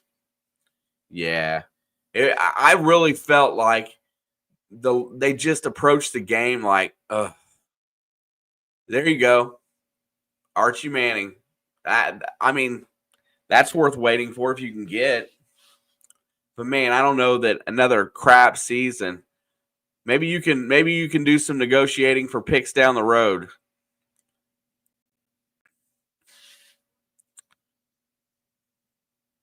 I'm excited for Arch, but I'm a Manning fan. I think that family represents the NFL well. For sure.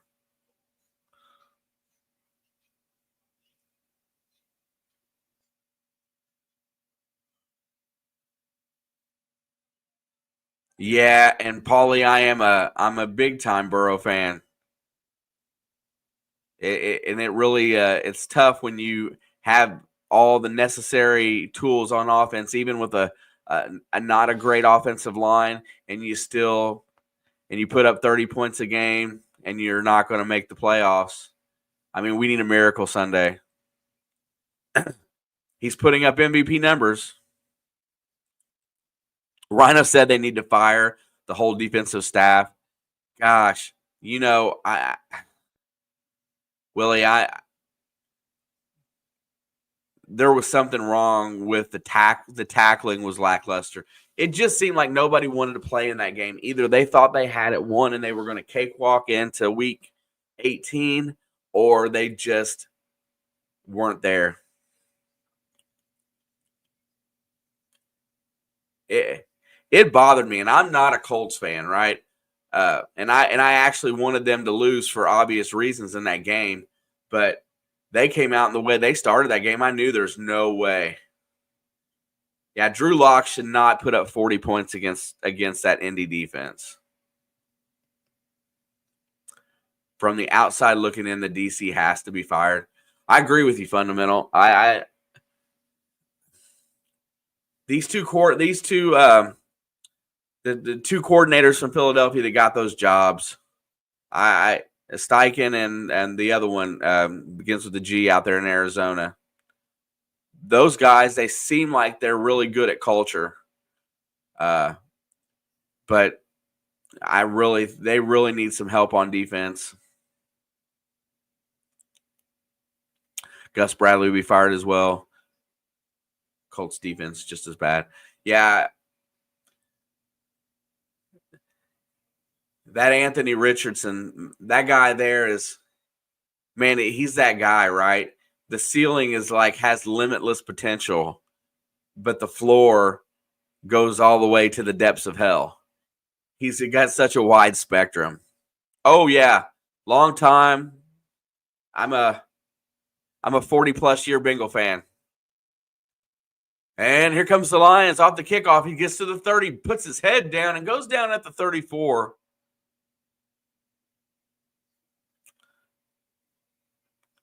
Willie, I've been a Bengals fan since the late 70s.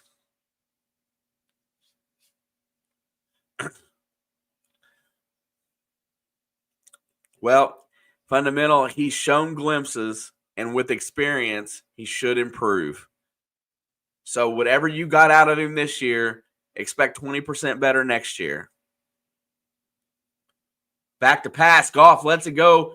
Threads the needle to St. Brown for a 13-yard gain in between two defenders. Really nice throw to the sideline.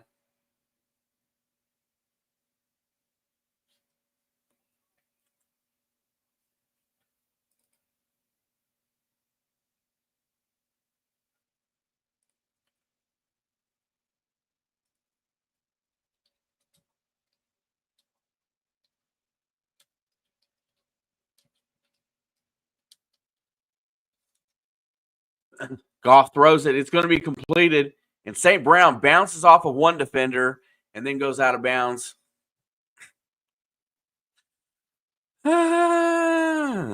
Starting to question his toughness. I don't know, obviously, but when you include,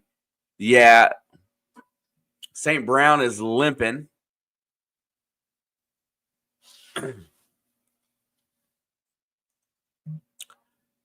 I question the toughness of a lot of the players, but that is a viable. The checking himself out of the game was very bad and funny. Second down and 4 goes for a 1-yard loss to Gibbs.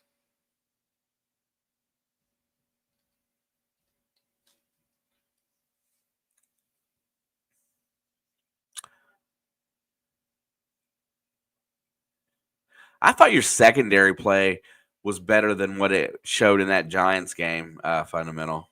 I thought your secondary was actually pretty good for a while this season.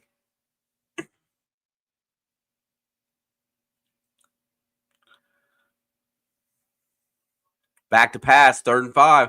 Looking down the field, Goff fires across the middle. Jamison Williams with the grab.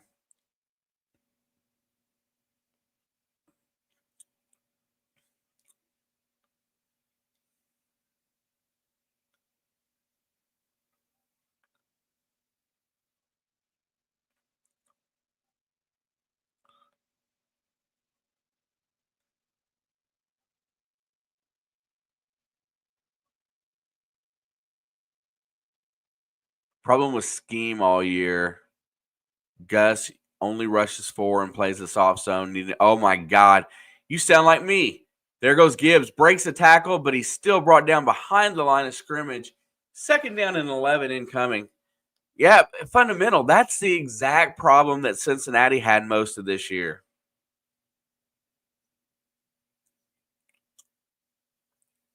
JP says charts. No alcohol tonight, JP.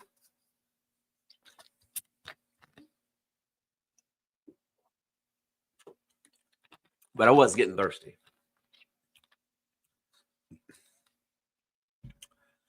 I like Zaire Franklin. 2nd down. There's the handoff. There goes Gibbs, and he's going to get most of that back.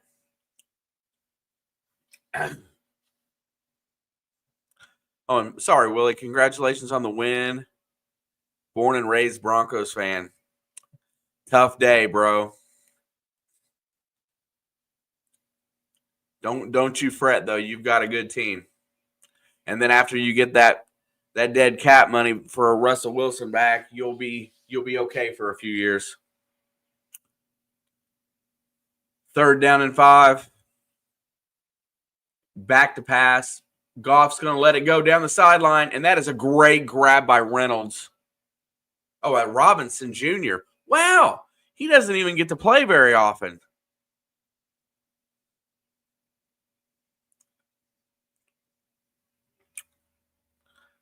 What a good play.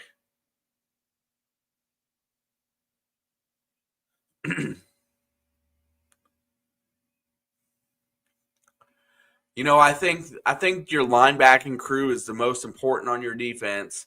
If you have great tacklers there, that's a good start. Back to pass. Goff throws to the end zone and overthrows St. Brown going out of bounds.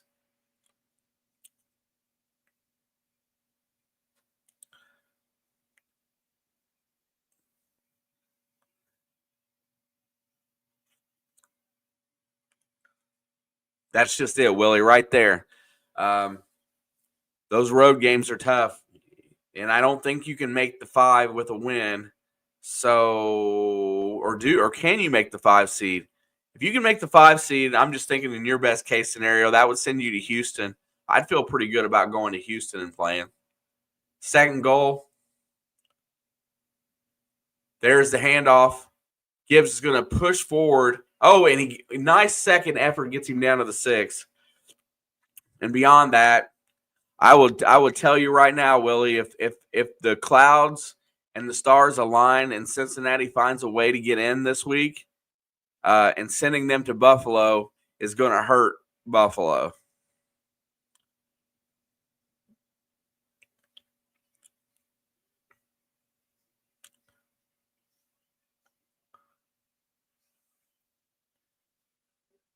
Third and goal. Let's see if Dan Campbell is gambling in the second half. Back to pass, looking, fires it to the end zone. Touchdown! Detroit Lions. Sam Laporta gets the grab, and Dan's go. Let's go for 2. He's already trying to make up for that extra point lost earlier. He's going for 2. Chargers clinched it. You don't have the tiebreaker with the Chargers if they lose this week? Chargers are 10-6, right? Or they already got 11 wins?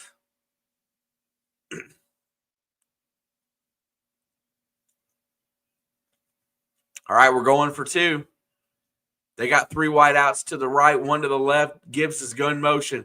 Goes in, drops in for the play. Here goes Goff, throws it to the end zone, and that is a complete 2-point conversion to Tim Patrick. I'm going to score some fantasy points tonight on my last wide receiver, so thank goodness that he caught that. And we have a tie ball game, y'all.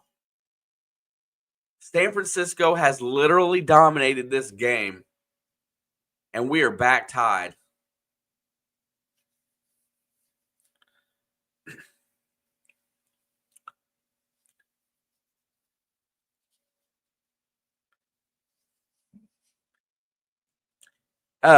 Willie, did you guys go to Baltimore this year? I think you did. How did that turn out? Because I don't remember that game.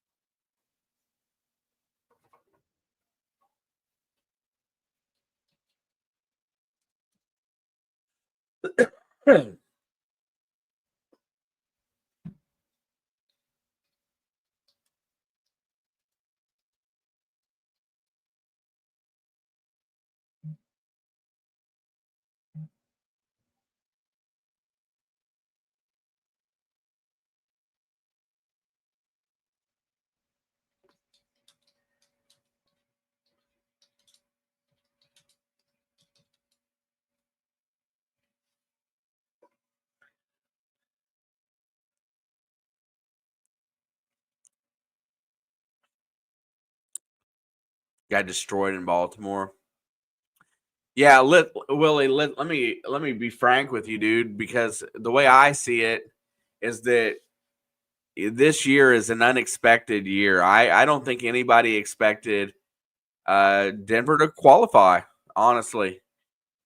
They were looked at in the beginning of the season as somewhere like a 10 or 11 in the conference just because they had all that money to pay Russell Wilson.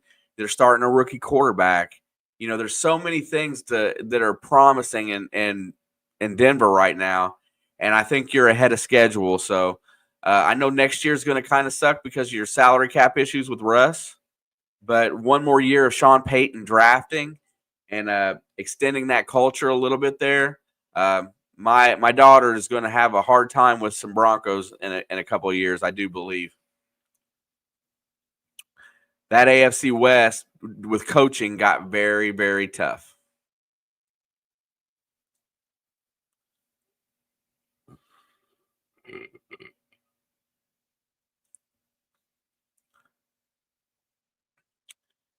She would be going ballistic in here right now if she was here. All right, there's the kickoff. And he's going to bring it out. Debo is trying to break a tackle. He gets to the 30, 35, and he almost breaks it loose. But there is a late flag yet again.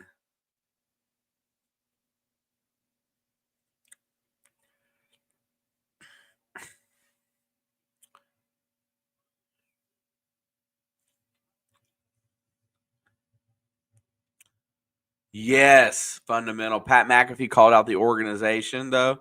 No one is improving, and Shane has no control. Shane has to get things together, or they will clean house next year.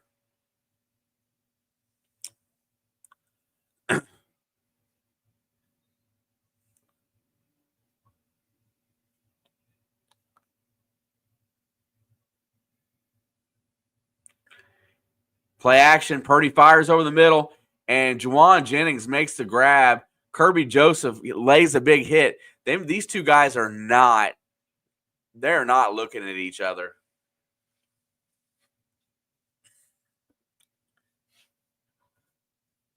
Isn't McAfee going to cancel his season tickets? Why would you cancel season tickets, Steve? They're free.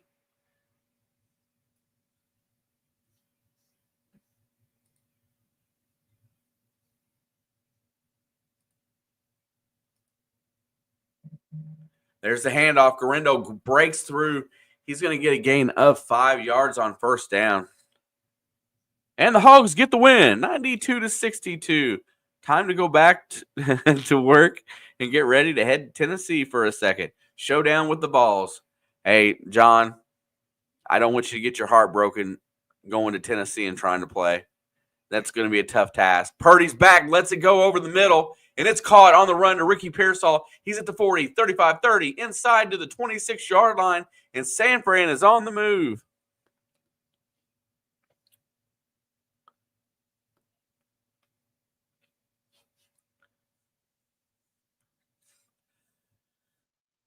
Fundamental, 100% agree, but I have to put the word if in there. If Anthony Richardson decides to be that guy that puts in the work like Bo Nix. There goes Kittle to the 10, down to the 5, to the 4, and down at the 3-yard line. George Kittle barrels in and it's first and goal.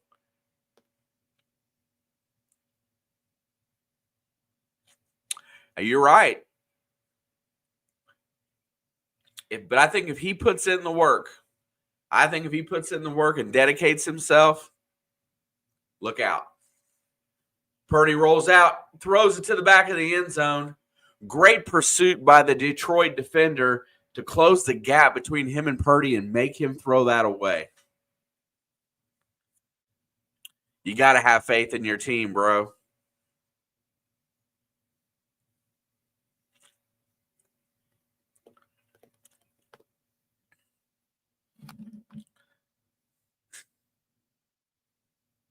Kittle looks a little bit shooken up there. He's off the side.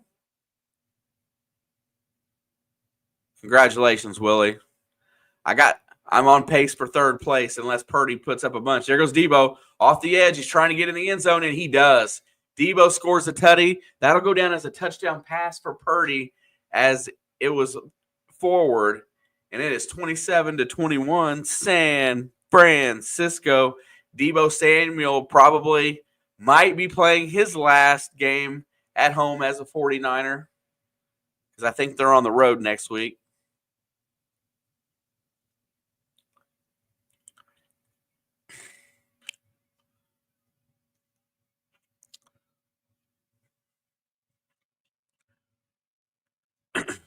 Well, John, never fret. You got a guy that can recruit, so.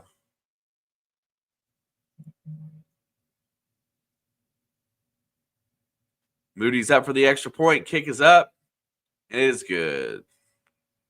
Jake Moody gets his fourth extra point, but can't hit the field goal. St. Brown has not scored. He has very few fantasy points today. Actually, he's got 43 yards.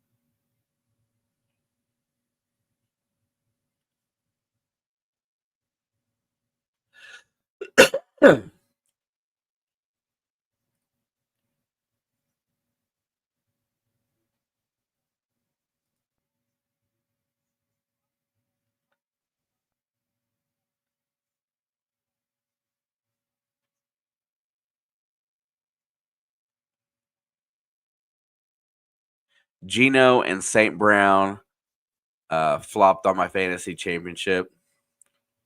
Oh, my God. I'm telling you something, dude. Geno Smith is my least favorite starting quarterback in the NFL. I cannot take that guy.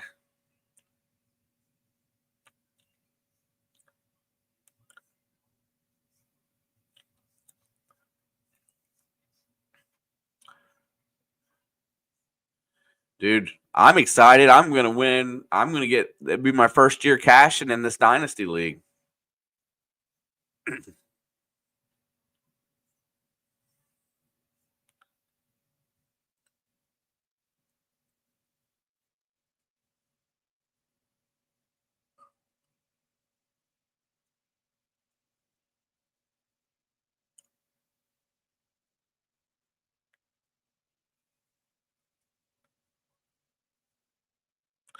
First year, I'm not complaining with his work.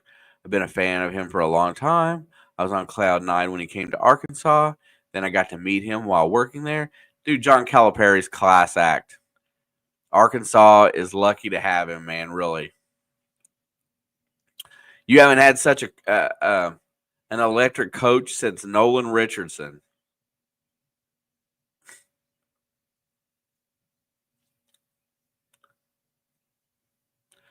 Catches it at the 5. He's at the 20, 25, 30, down at the 31.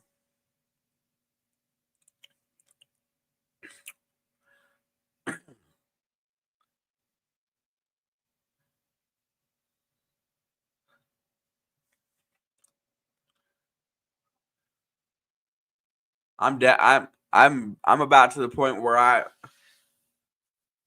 I'm pretty sure we'll have a new coach next year. Yeah, no doubt. Tell him to come back to Bloomington. One of the best things ever. Goff's back, checks it down. Here comes Gibbs. Gibbs dodges and breaks a couple tackles. He'll make that, into a 9-yard gain.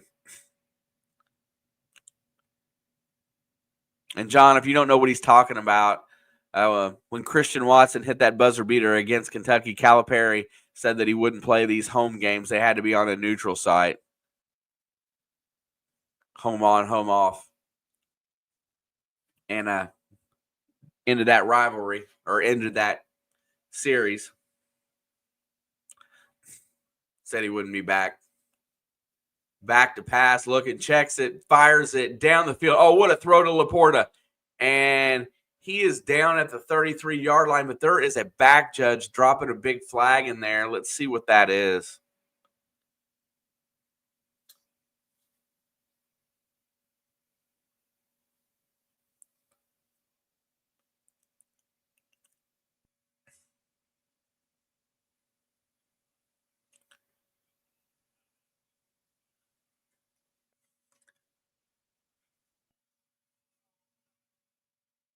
So there's no penalty, so they pick up the flag.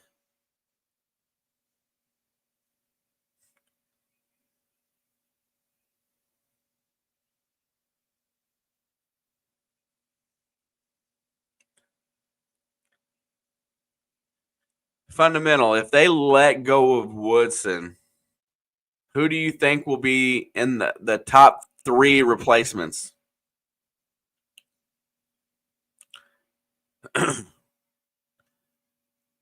Archie is not a bad coach. There is the first down carry for Reynolds. He's going to get about 2. Archie is in the same problem, basically coming to a program. Rhode Island's a perfect fit, just like Dayton was. He can develop without a lot of pressure. Indiana had way too much pressure. I feel like Tom Crean got ran out of town, and I didn't mind Tom Crean. Back to pass, fires it, and that is caught on 2nd and 8. Jamison Williams gets the grab.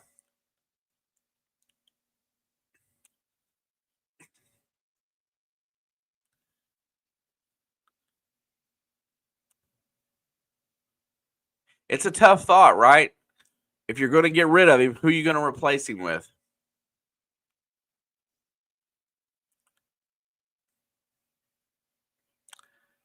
Bullied out. Tom Crean was bullied. Back to pass. Goff rolls around and takes a horrible sack from Bosa. Out of field goal range, all the way back to the 40. Goff cannot do that. As Decker gets blown up.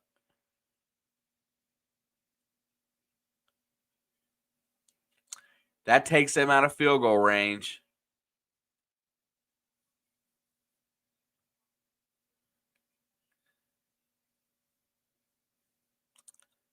They're going to go for it. 57-yard attempt. Kick is up. It is straight. And it is good. 57 yards. Suck it, Jake Moody. Suck it, buddy. 28-24. We got us a game.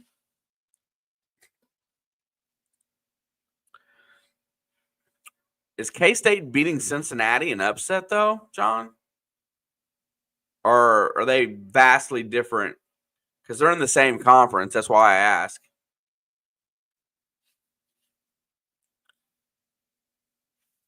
And I have not seen any basketball today. I've been on football all day.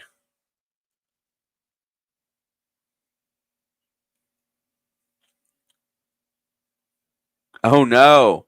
I need 22 more points from Purdy. Well, I'm going to make sure that I'm still winning because Purdy's been kind of on fire.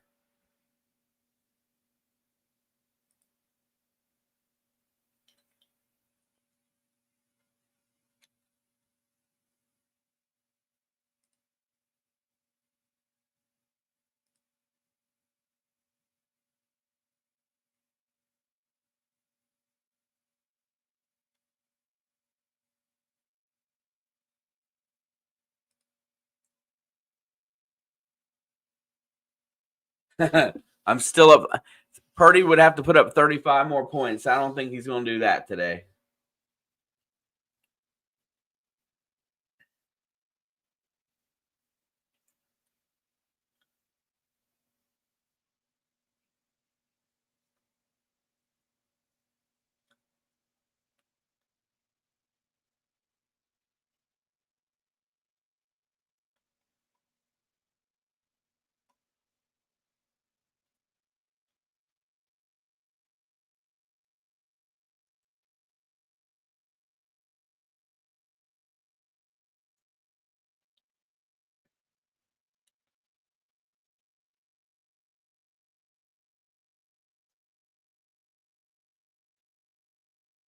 Wow, Brock Purdy's in my league's got 30.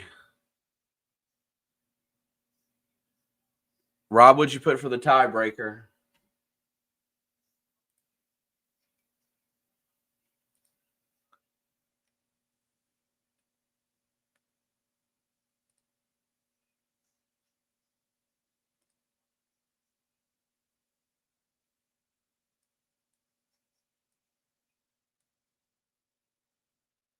I got 55.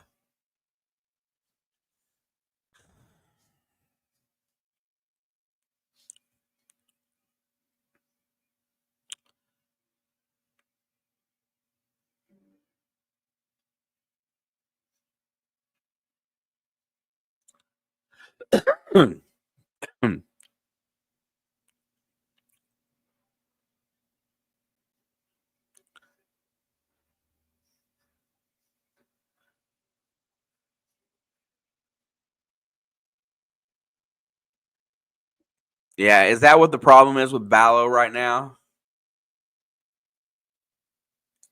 Yeah, 41's not a good idea, Rob. There's probably going to be 40 more points scored in this game at this rate. 4:19 to go in the third. Purdy's going to go. He's rolling out, looking downfield. He's got time. He gets hit, lets it go, and that is picked off, but there's a flag.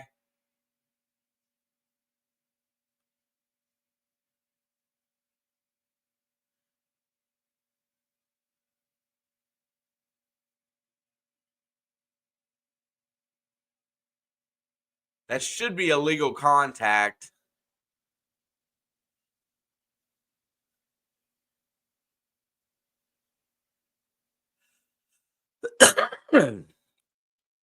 That is not DPI, but okay.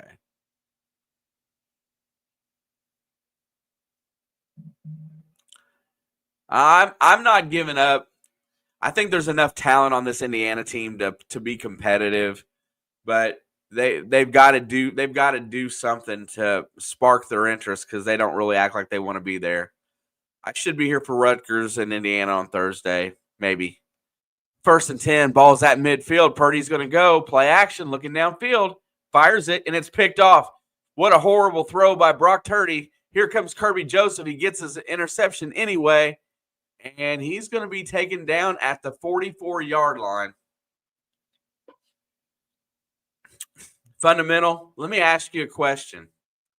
How do you go out? Yeah, they both were real interceptions. The other one had, just a penalty, but still. Both were overthrown by Purdy. Keep that in mind.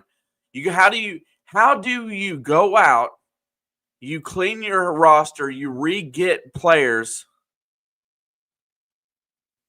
and you still have the exact same problem with your shooting?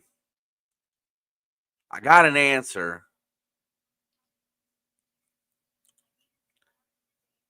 But the team looks identical to last year. They're playing the exact same football or basketball. I did say Brock Purdy. Rob, you're quick, bro. You heard me.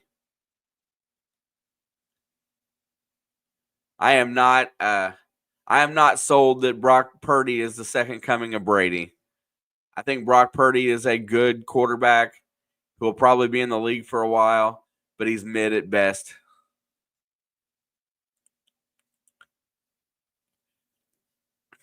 Well, the two biggest problems on that team, fundamental, is point guard play And even when Galloway's playing good, he's not a point guard. Point guard play and stamina. So I don't think their conditioning is worth it, and I don't think they don't have a true point guard. Miles Rice is incredibly talented, but he doesn't play like a point guard. He's too selfish. Gabe Cupps could have fit that bill.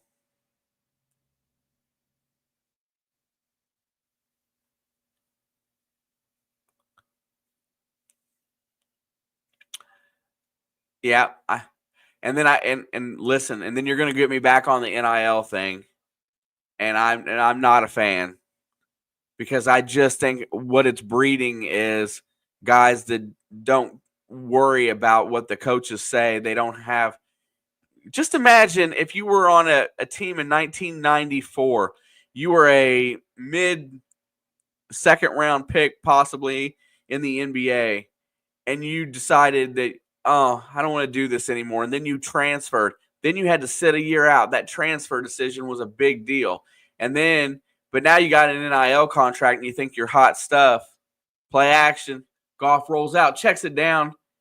Here goes Williams for a 9-yard gain. And then you just jeopardized your career. Now you've got agents and you've got money already, and you the discipline, the whole drive to become a pro is kind of gone away now with NIL. I just don't like it. I don't care that they get paid, but Jesus Christ.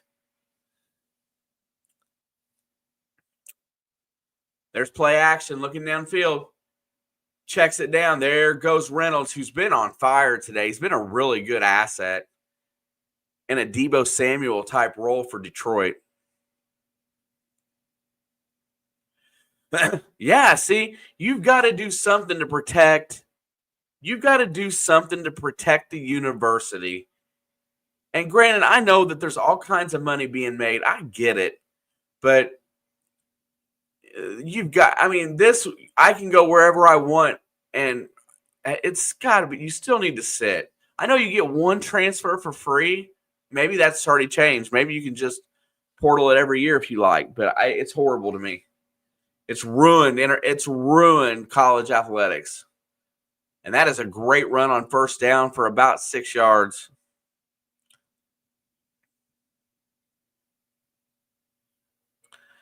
Yeah, fundamental. How many times did you hear kids from the 90s and the 80s talk about going to Indiana, and the moms of those kids said that I wanted to send my son to college and put him in a place where I knew he would learn the fundamentals of life? And where better to send my kid than with Coach Knight? I mean, I heard that in countless interviews. I remember Greg Graham's parents talking about, sending their boy to work with Coach Knight. Back, fires it over the middle. It's complete. Inside the 10, down to the 6. Amon-Ra St. Brown with the grab. First down and goal.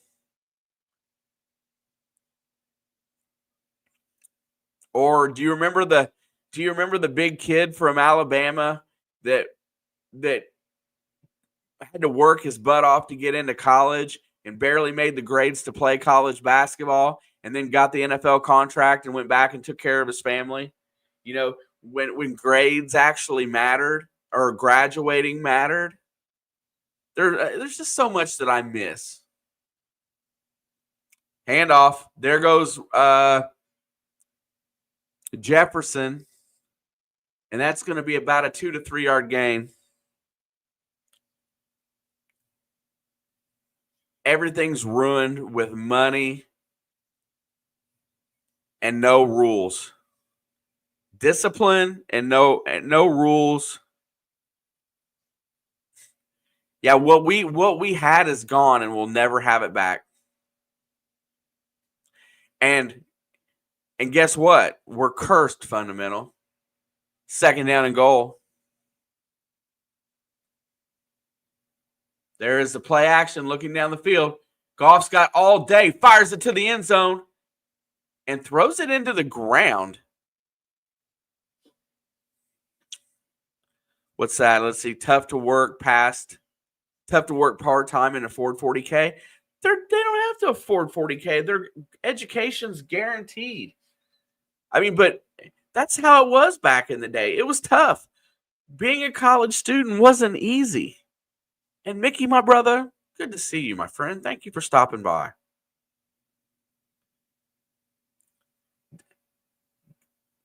F this world. It needs to be tough. Back to pass. Goff throws it to the end zone. And it goes over the head of St. Brown.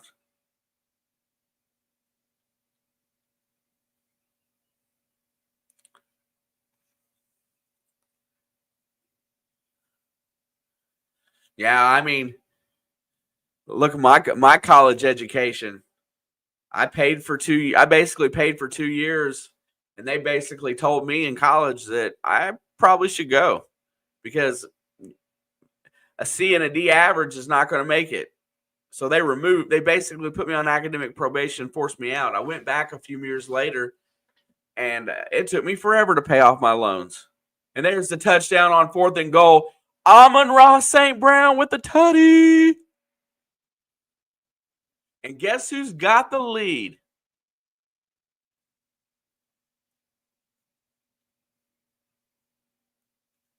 Mickey, congratulations. Your picks were excellent, brother.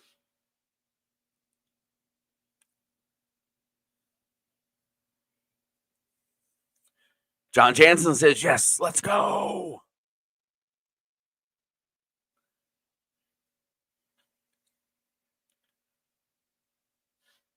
And Detroit has a 2-point lead, trying to extend it to 3. Kick is up. And it's good. I say that because the angle looked funky going through the goalposts. 31-28 with 19 seconds to go in the third quarter. The dang Lions put up 18 points in the third quarter. We're at 59 already.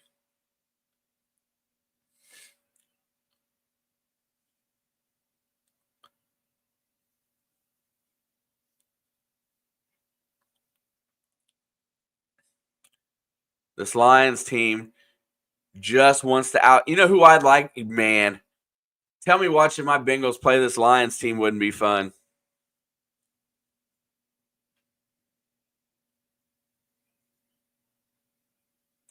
John Lynch is pissed. I'm sorry, Fundamental. I'm frustrated with the university. It's very frustrating. And I feel like Scott Dolson's trying to do a good job, and his hands are tied. And I can't stand to sit here until March and watch a mediocre team. Kickoff is away. All right, John, 3 more points from Amon-Ra. 30 more yards. That's it.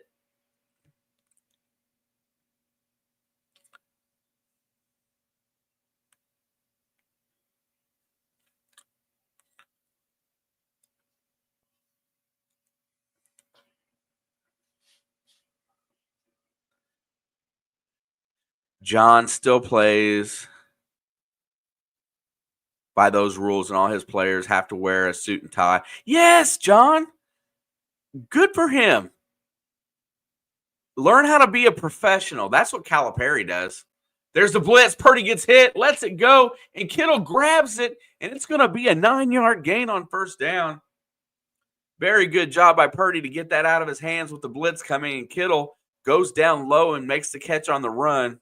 And that will be the end of the third quarter as the Detroit Lions lead the San Francisco 49ers 31-28.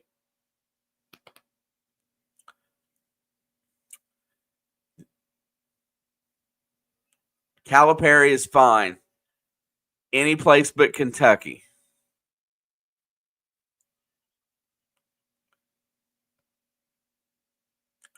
Because I live in that border area, right? So I live right in between. I'm dead nuts in the middle of UC, IU, U of L, and UK. Those 4, and Xavier, if you want to be honest. Those 5 schools are within a hop, skip, and a jump of me. And I got a Kentucky. Steve, have I ever told you my Kentucky basketball story from where I live?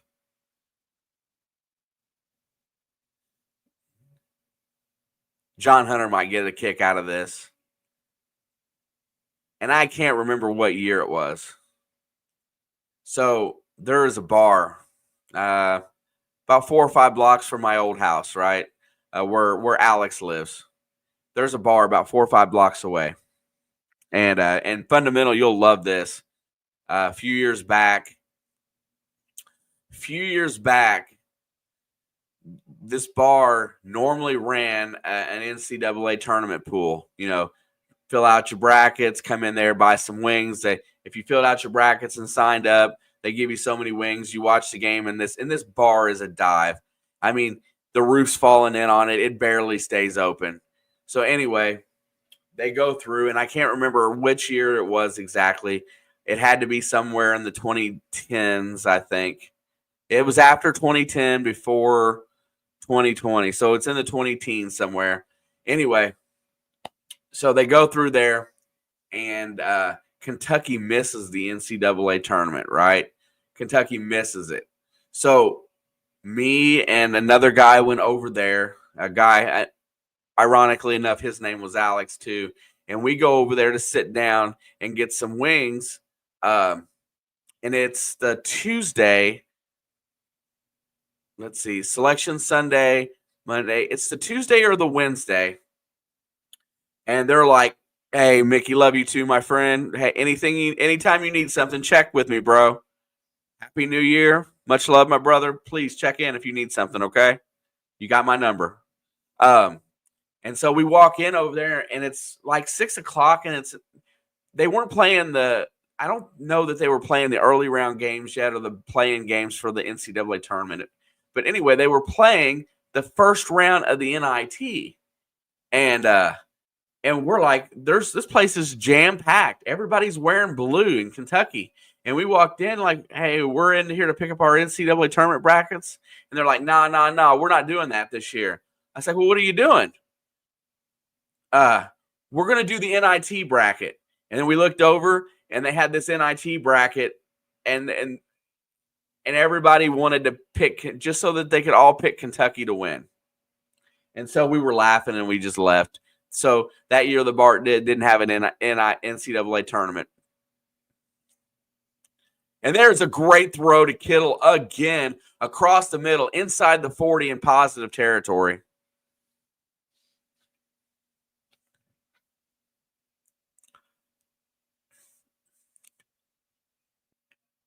What another nice route.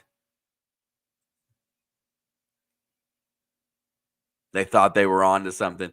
Bro, and that's the night they lost. They got bounced in the first night, and you could hear them pulling out of that parking lot from my house, squealing their tires after that game was over, and they just shut it down. Pearsall's back. Pearsall throws it, and he throws it away. I'm looking for a penalty flag here. Did we have an illegal guy downfield? I guess not. San Francisco tried to pull the trick play there. It's going to be 2nd down and 10. And I got another comment about this game that I haven't really seen, is that since the first quarter, since them first 8 or 10 plays, how much usage have we seen out of Debo? Debo has only got 1 target in the game, and he hasn't touched the ball since. Purdy throws it over the middle and almost throws another pick. Kirby Joseph fell down, or he would have had another one. Yeah,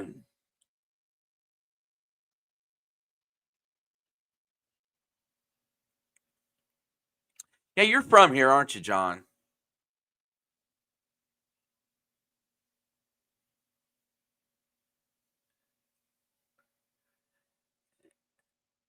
You're from here, right, John? You're from close to me.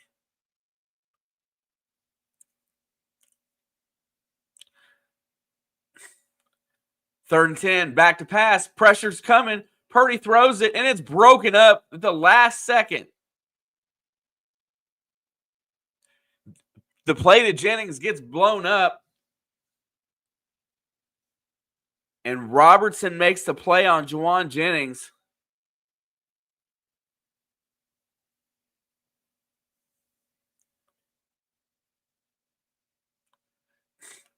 He has not touched the ball. Oh, you want to talk about stuff that just makes me mad.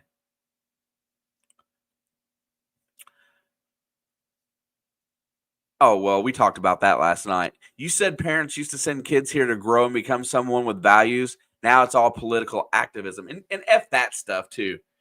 And Moody misses a 58-yarder for San Fran to try to tie the game, and the Lions are going to get the ball back. What is wrong with punting? What is wrong with playing field position? Is there anything wrong with that anymore? Nobody does it.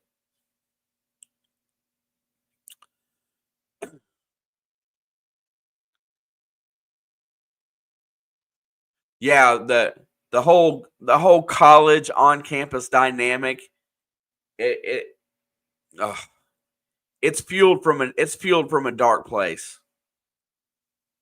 It really is.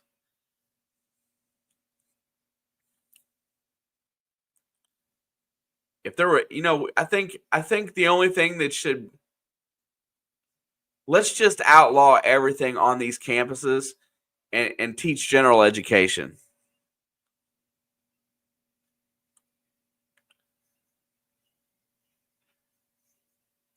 It's just horrible.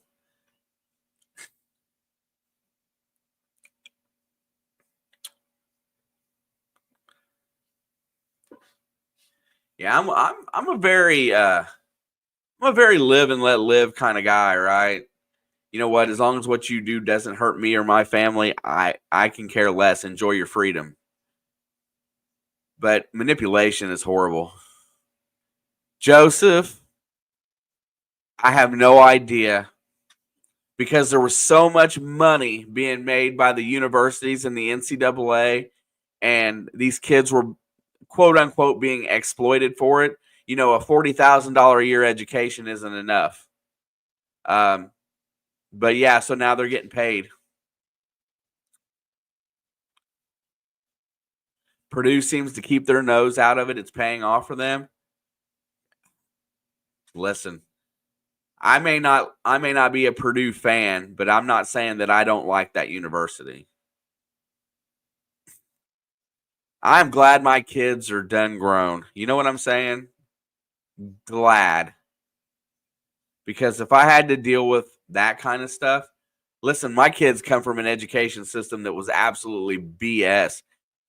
This school, my son had a teacher in second grade that was coming to school drunk for half a year and wasn't teaching them kids a dang thing. And it took them that long to get enough evidence against her to remove her from the classroom. A woman coming to school under the influence of alcohol teaching 8-year-olds. There goes Gibbs trying to get the edge. Uh-oh, he's cut off. Here comes the back. He reverses his field. He's trying to get back to the line of scrimmage. He does, and makes a 2-yard gain out of what seemingly was going to be about a 10-yard loss. Fundamental.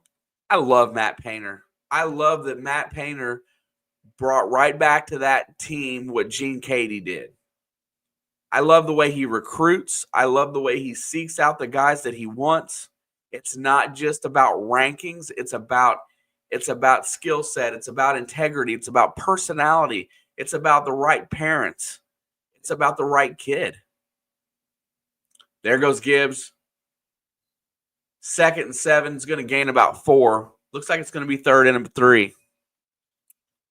That's all we see is a number. Oh, he's ranked 26th. He's a 4-star recruit, ranked 26th. Let's get him. And we're recruiting from Florida and, just anywhere and everywhere. Mainly Atlanta, because that's because of where Kenya Hunter and them are from. But it's just, I miss the kid out back shooting at the farm. Goff fires it, and that is incomplete. And it's going to be 4th down and 3. And here comes Laporta into the game, and I'm not so sure. Are we going for it here or not?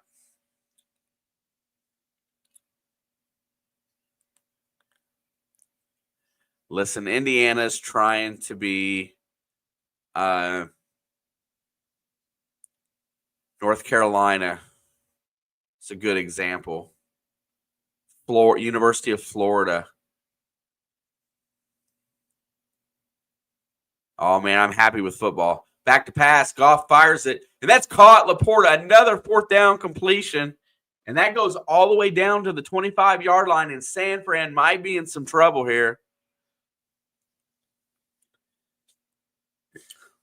Man, look at it, fundamental. Just look at the difference in crowd, right? We had a great basketball group last year, and maybe we still will this year. But everybody is not coming back, and it's not because they don't like, they're just sick of everything. There's a handoff, and Reynolds is going to carry for 2.5 yards. Yeah, John, you're exit.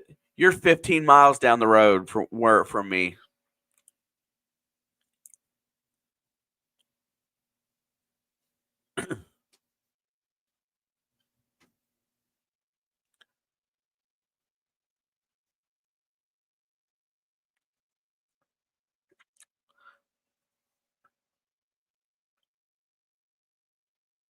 All right, 2nd down and 8. We got 10:44 to go in the game. 3-point game. Play action. There's the check down, and he dropped it.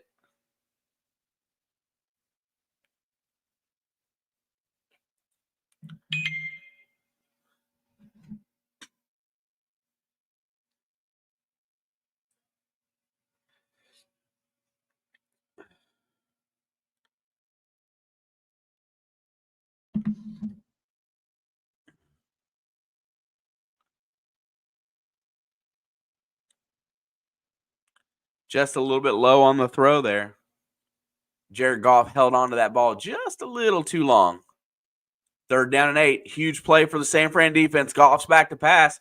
And Jamison Williams falls down.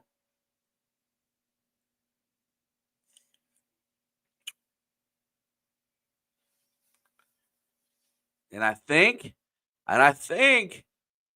Campbell is going to kick a field goal.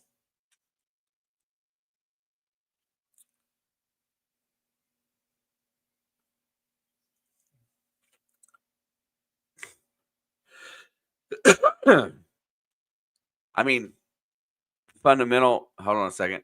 Kick is up, and it is straight, and it is good, and it is 3 more points for the Lions, the Silver Kitties, 34-28. I'll read it. The university doesn't like its demographic. The real community of Bloomington has been pushed away. Reminds me of NASCAR getting away from their roots in a way. Yeah, so early 2000s, 2004 through 2010 and around there, NASCAR started implementing new rules and trying things for the advertising dollars of the sport, right? And what they called at the time the betterment of the sport. And what they did was they alienated fans of the tradition, the heritage, everything that made NASCAR fun for people. They eliminated it. It was a little bit dry. It was a little bit boring, the points race and how people raced the cars. But they took all of that away and actually ran out some really good drivers out of, and ran off small teams and made it all about what they could make off of it. And the owners of these racetracks really just annihilated the tradition of the sport. And you know what? I used to like to watch NASCAR. NASCAR was the first thing that I abandoned. I couldn't take it anymore. Yeah, a lot of it, when Danica Patrick got that ride just because of who she was, and they forced it was either Mark Martin or Joe Nemechek. When they forced those guys out of, and they were top-notch race car drivers, they just didn't have the marketability. When they forced them out into, even smaller teams and stuff like that, it really took the love of the sport out. A 3-car team was something awesome back in the day. 2-car team, and it literally ruined it. I couldn't watch it. It became completely unwatchable.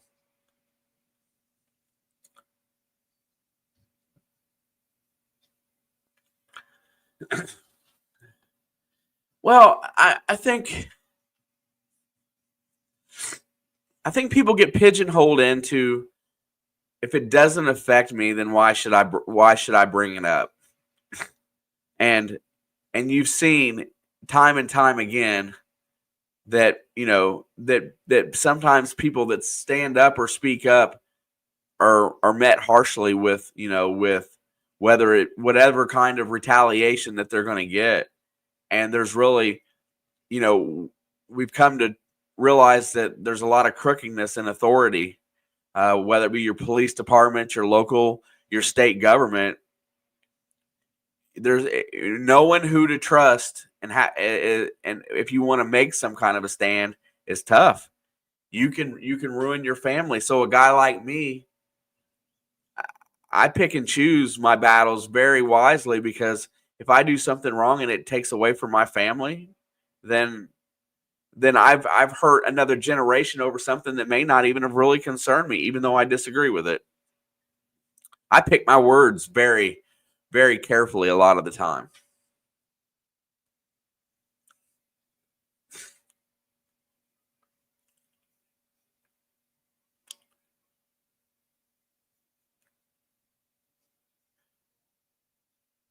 Moved to Jeff City in St. Louis. I come down south. Been here 31 years now. That's awesome, John. LaGrange's a good area. Purdy gets hit, and he gets away. Oh, he gets sacked. He escaped a couple guys there. Finally gets brought down, and I'm not mistaken, that might be his first time being sacked today. Comes in the fourth quarter. Looks like Maben may have gotten him.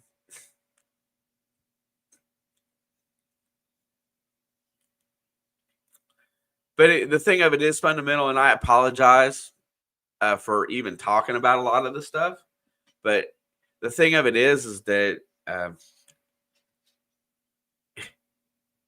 it's just no. I think people are just confused on what to stand up for. 2nd down and 15. That should be a play clock violation. And San Fran's going to burn a timeout. No, they hit him with a delay of game.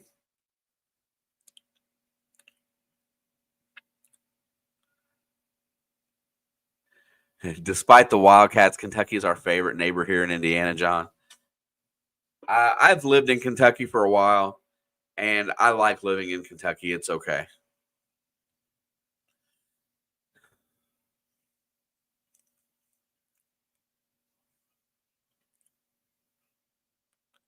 All right, Purdy's back to pass. Here comes pressure. 2nd and 20. Lets it go. What a throw to Ricky Pearsall on the out route. He's going to get about 15 of it back in one play. It'll be 3rd down and 5.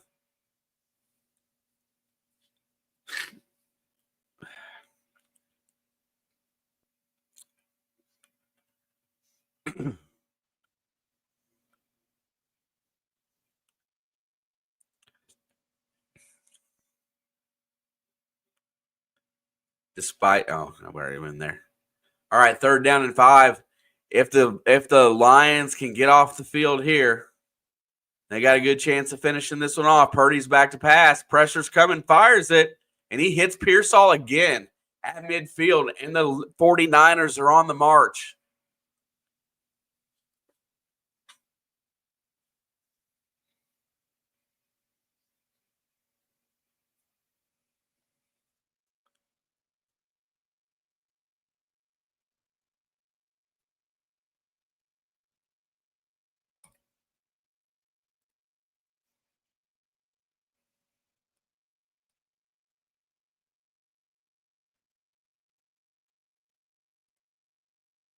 All right, there's a snap. 1st and 10. Roll out. Purdy bootlegs it, looking downfield. Fires it.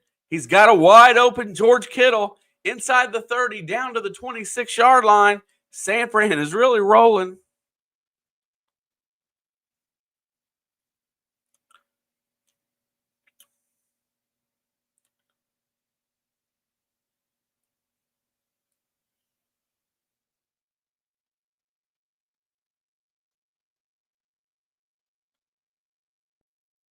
Oh, and they're going to get him with an eligible receiver downfield.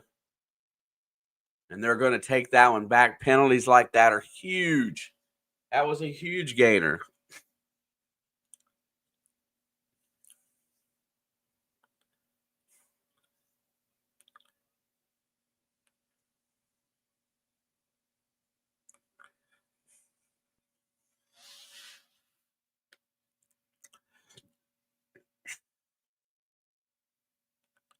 Wow, that takes them back all the way into out of positive territory, back into their own.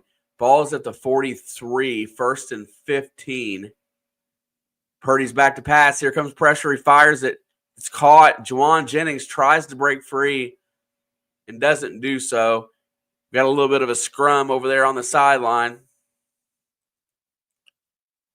And here comes another flag.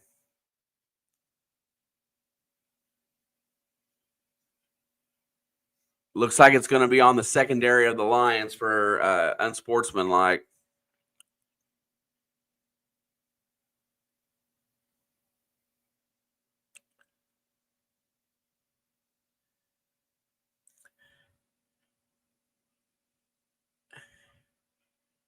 And the push down.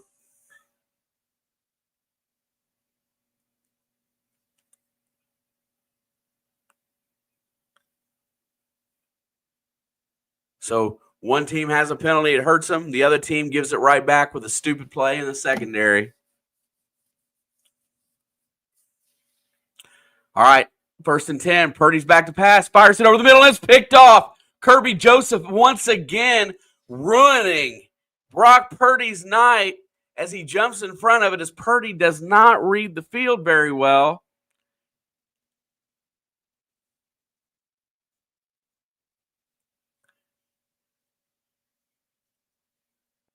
Aaron Glenn is ripping that dude on the sideline.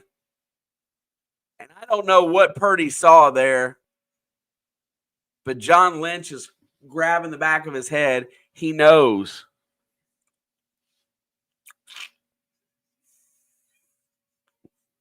What? What's the matter with you?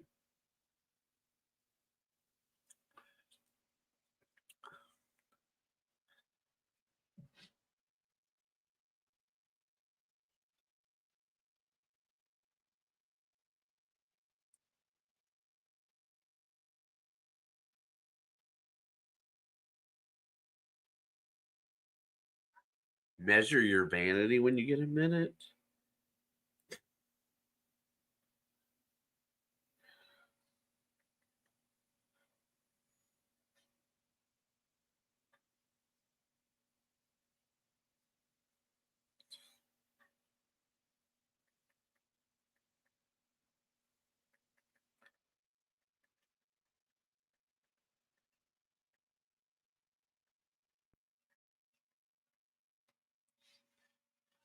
My 49er fan giving me some text talking from the first half, talking about spanking them Lions.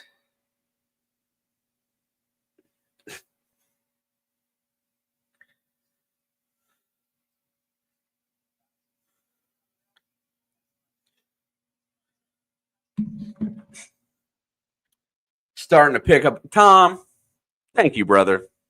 Happy New Year, my friend. Look around. You know we'll be around. I appreciate you. I hope this off-the-wall conversation tonight didn't offend anybody. I really don't. I try not to let it.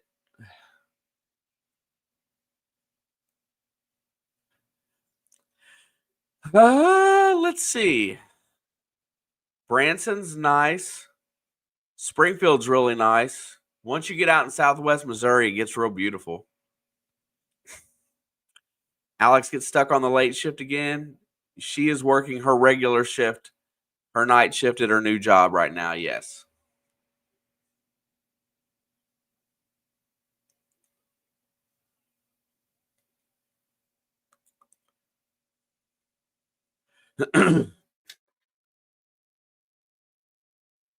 First and 10.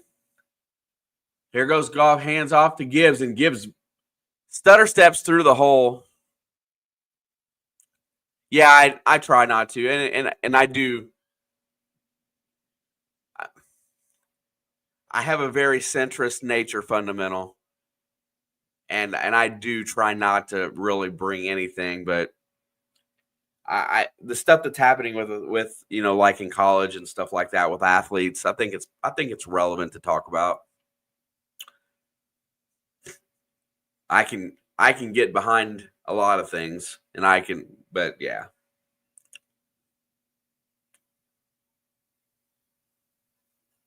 And probably not. I just want to check. There's the handoff. Gibbs is going to try to get the first down, and he does. And that's going to melt another bit of time off the clock.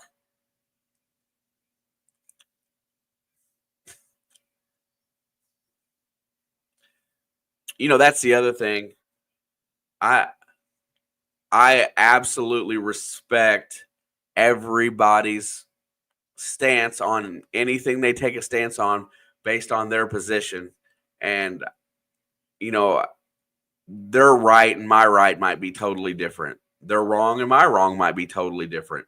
But I definitely respect everybody's opinion on how they think things should be. Play. There's a handoff, and there's a nice stutter step by Reynolds. He gets the edge, and he will go down at the 46-yard line.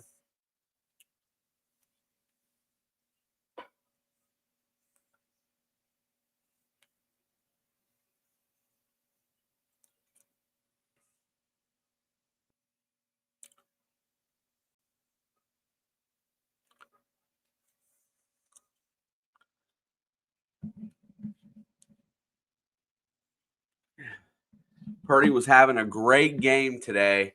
The 2 picks are probably going to be what cost them the win. 5:26 to go, and they are in milk this clock mode. Play action. Goff rolls out. He hits Jameson Williams for the first down, and he sits down inbounds to keep the clock running, and that will burn at least another minute or two. You dang Skippy fundamental. But see, the problem is that when the biggest problem is that if somebody disagrees, they don't have any respect for the other opinion, right? And it's gotten to where it's fighting now. It's not argued out, and everybody plays dirty. There's the handoff. Reynolds is going to push forward, and he's going to get 4 yards on first down. No, I don't think so. Purdy was a $1 million cap hit this year.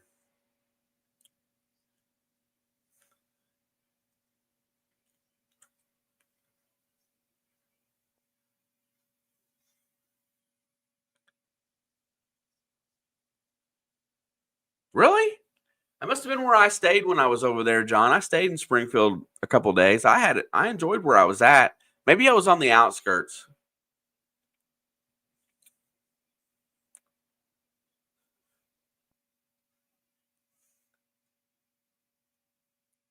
Play action. Goff checks it down. There goes Laporta barreling forward, and he's going to get about a 4-yard gain. It'll be 3rd down and 2 with 3:40 to go. And the Lions are really close to field goal range. I know John works in Arkansas quite a bit and lives in southwest Missouri. I believe that's where he lives. He might live in Arkansas. I'm not sure. Springfield and Joplin, yeah.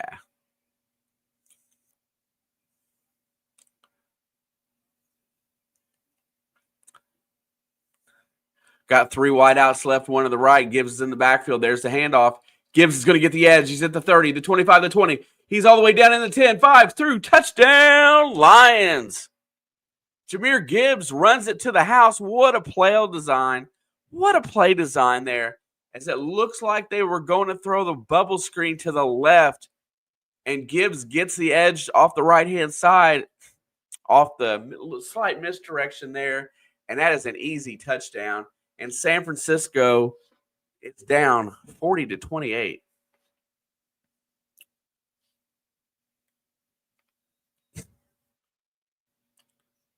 There was nobody.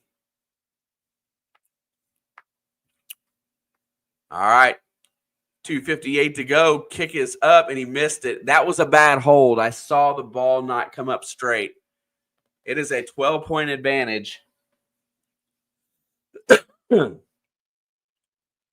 Something happened with the hold. Look at Tim Patrick with the block there.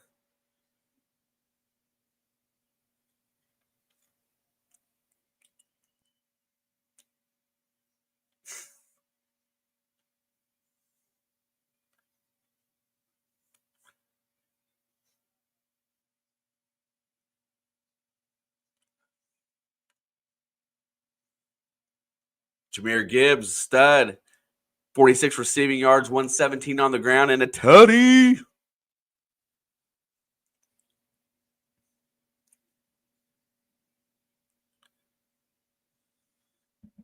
I just texted my buddy about, I wonder if he's going to respond. I got the text that was the middle finger, and it says, "We spanking Lions." And then it was like, and then I put in Purdy's the greatest quarterback ever. And about 10 guys cracking up laughing. I'm waiting for a response. Maybe he's in here. Hey, Niner fan, are you in here?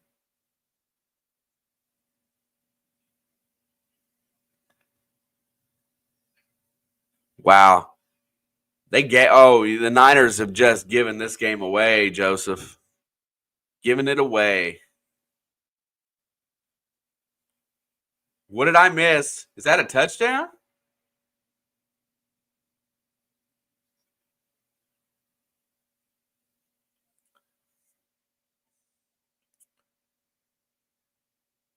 So I missed something.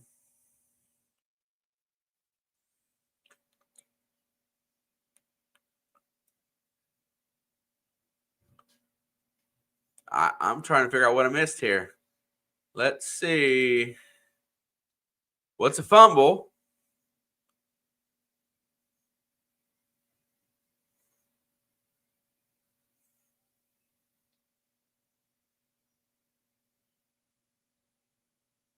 And he's down by contact. So it looks like it's a fumble, a clear recovery by San Francisco, and I'm going to say down by contact.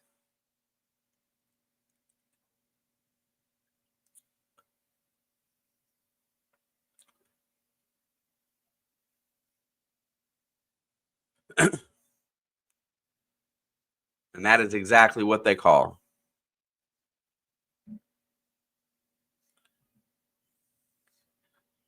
And why that is, when he went in there and pulled that ball out, he was touching one of the Detroit Lions' leg.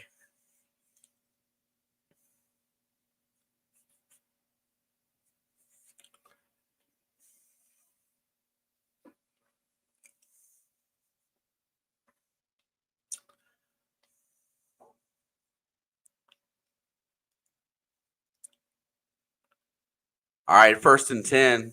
Ball's at the 28. Purdy's back to pass, fires it over the middle, and that is Kittle for 7, who's been absolutely huge today. George Kittle's absolutely been a huge receiver today. Let's go. He's got over 100 yards today too. And they're going to go into prevent. There goes Garindo down the sideline. He'll go out of bounds at the 47. 2:30 to go. The Lions are content here just to make them keep using time.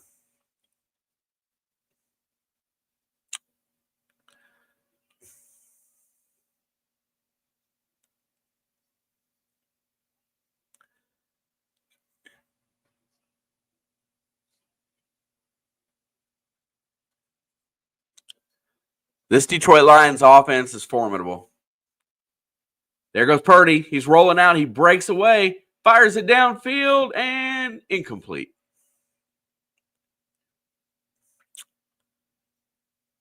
Detroit Lions crawled out of the pits for this game. Bro, they came out hungry. That's going to put them back to 14-2. Tie.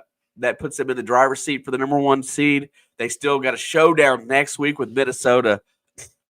Man, I hope I can make that game. My sinuses are getting cloggy. 2nd down and 10.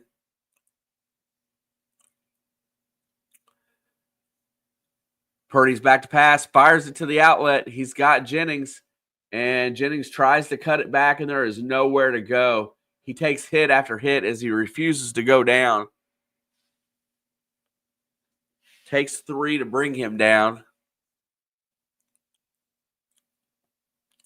And that'll bring us to the 2-minute warning.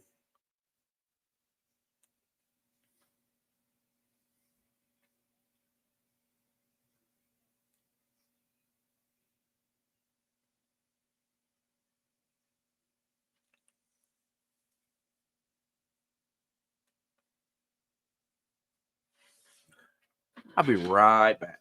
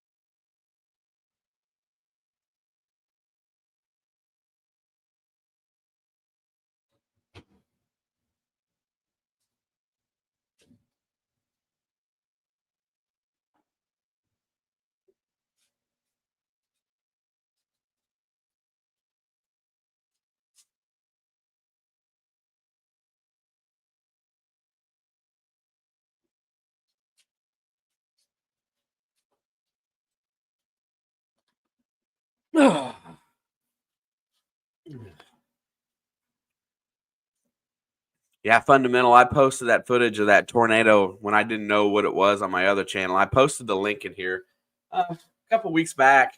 Had some people interested in seeing it. Took all kinds of grief for that live stream. It was scary and beautiful all at the same time. Purdy fires it, and it's complete. Ricky Pearsall makes that grab in his turn. He makes the catch in his turn, and to get upfield as fast as he can was really quick. Super quick feet. Back to pass. Here comes the blitz, and Purdy gets slapped down by Brian Branch on the safety blitz coming off the left end. And San Fran's going to use a timeout.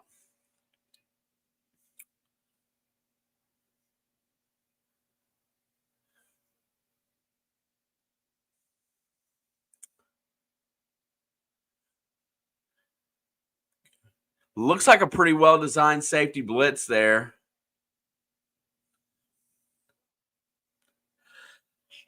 I think what they're saying is that based on the formation, Purdy couldn't tell that was a blitz.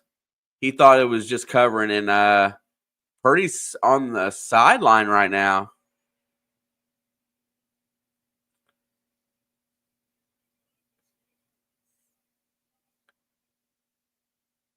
And Josh Dobbs comes in as Purdy, I think, is hurt. This will be the first time I've seen Josh Dobbs on the field this year. 2nd down and 17. 1:36 to go. Amazingly smart quarterback with a good arm. And there's a nice play to Jennings, and it's going to be close to the 1st down. And he'll get out of bounds. Juwan Jennings has the wherewithal to make it out of bounds. Nice play. And that's the same hand that on the same hand when Purdy hurt his arm.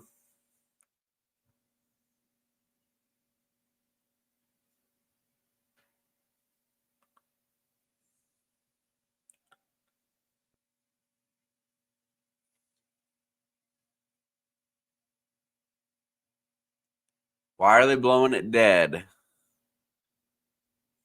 They're gonna stretch this thing out. If anybody's still in the chat on the Facebook side, please hit the thumbs up. I appreciate that. That gives me the opportunity to invite you to follow and keep you up to date on the off-season stuff. Hopefully, our off-season program, he's out of bounds, is going to be better this year. And hopefully we'll get into a few other facets of sports as well. He's out of bounds. Thank you, Joseph. I appreciate that.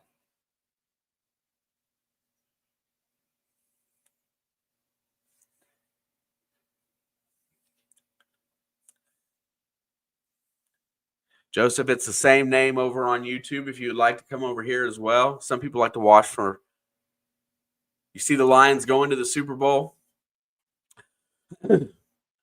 I see that they're going to be very difficult to beat because you have to outscore them, and they're going to put up 34 points. So your defense is going to have to take some of that away, but your offense is going to have to be pretty spectacular. Right now, personally, I think the Eagles are about the best opportunity to do that, but their secondary's been a little bit struggling as well. Minnesota's going to be tough. Tampa can play with them. It's got to be a team that can score. Still need 3 points for Amon-Ra. You're not going to get it, John. I'm so sorry.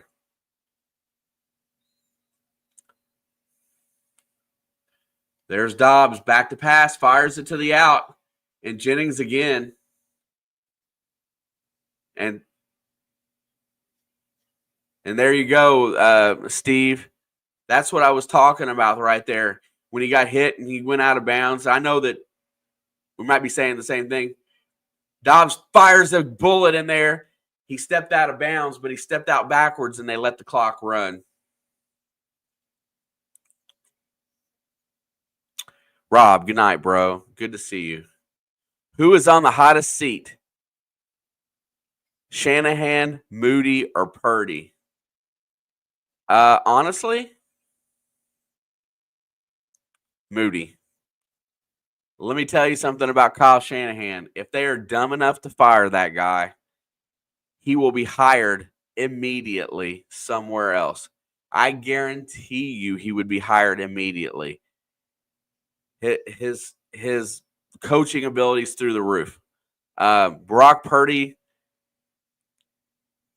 is on the – are they going to pay him or not? That's how much are they going to pay him?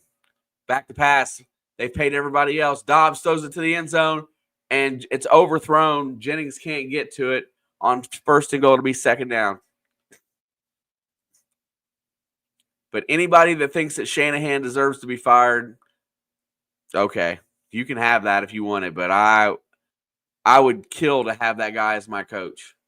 A guy that you know that you can have for 15 years, and he's going to be competitive.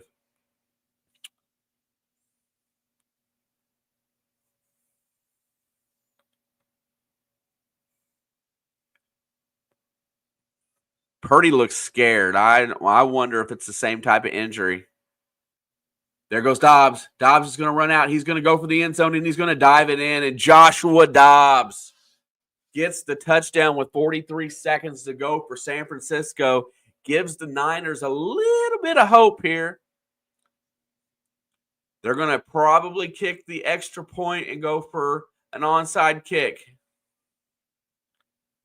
Yes, sir, John. I'm going to make sure that I do some stuff for March Madness. I got to get my motivation up if my Indiana team doesn't make it, but we definitely do a bracket show, and we do some other stuff. You ain't been in here for one. Have you been in here for one of my basketball games, John? All right, here we go with the extra point attempt. Moody kicks it, and he missed it. Jake Moody misses another one, and I think that seat just became boiling.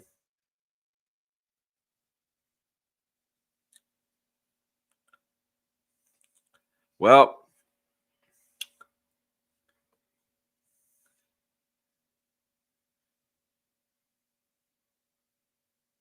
I'm not sure what's wrong with these kickers.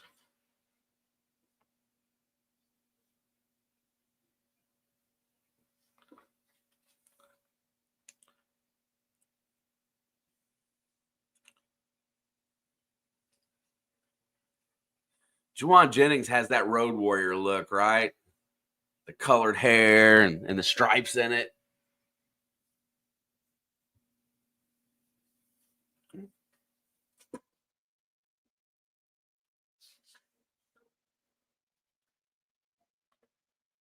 $41 seconds left to go. 43, excuse me.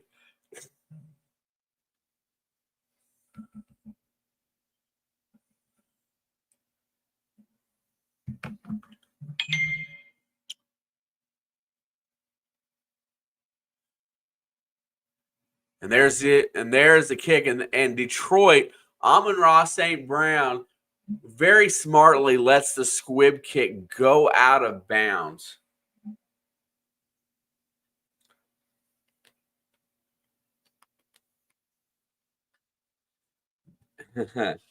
Does Moody even want to be in the NFL? Listen, that guy was pinpoint accurate. He had a leg that approached 60 yards, and he just went to absolute crap. What happened? 23 for 30 before today's game on field goals.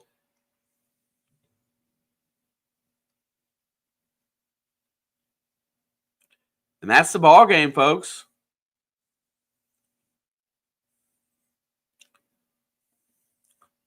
Purdue looks good, dude. They got shooters. They got culture. They got depth. The three things that you really need in today's college basketball.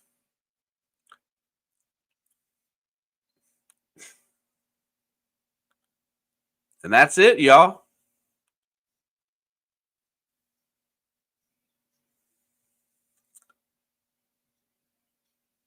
Fifth game this year with 40 points and 0 turnovers.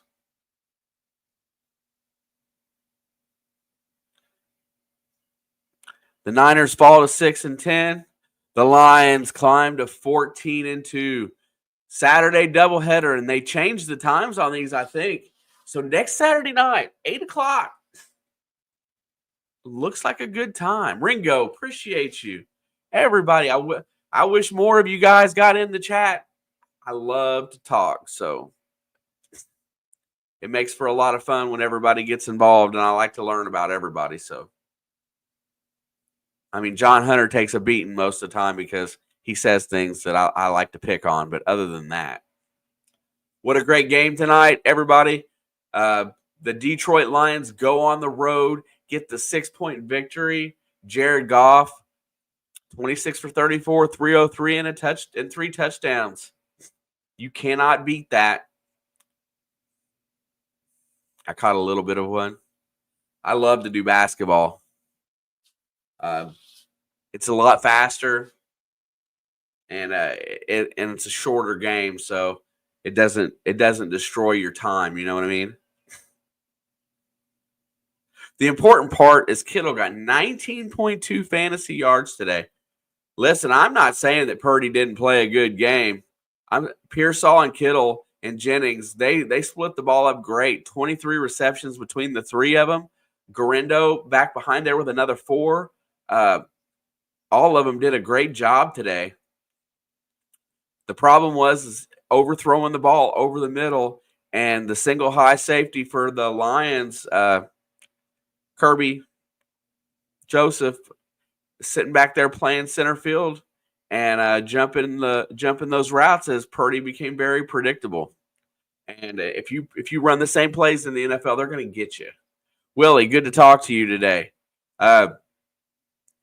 Man, next week I'm not rooting for you, but next year, good. We'll see you next year, and you're on the right track regardless. But I'd love my Bengals to make it in. Anybody but let's see. Well, all 3 teams I wouldn't mind. So, but anyway, you guys have been amazing tonight. We got off conversation a little bit, but it was pretty good, solid talk. If I got under anybody's skin, please let me know. I did not aim to. Definitely want to see you guys back. Thanks for the conversation. I'll get John some shark action, and we'll go home.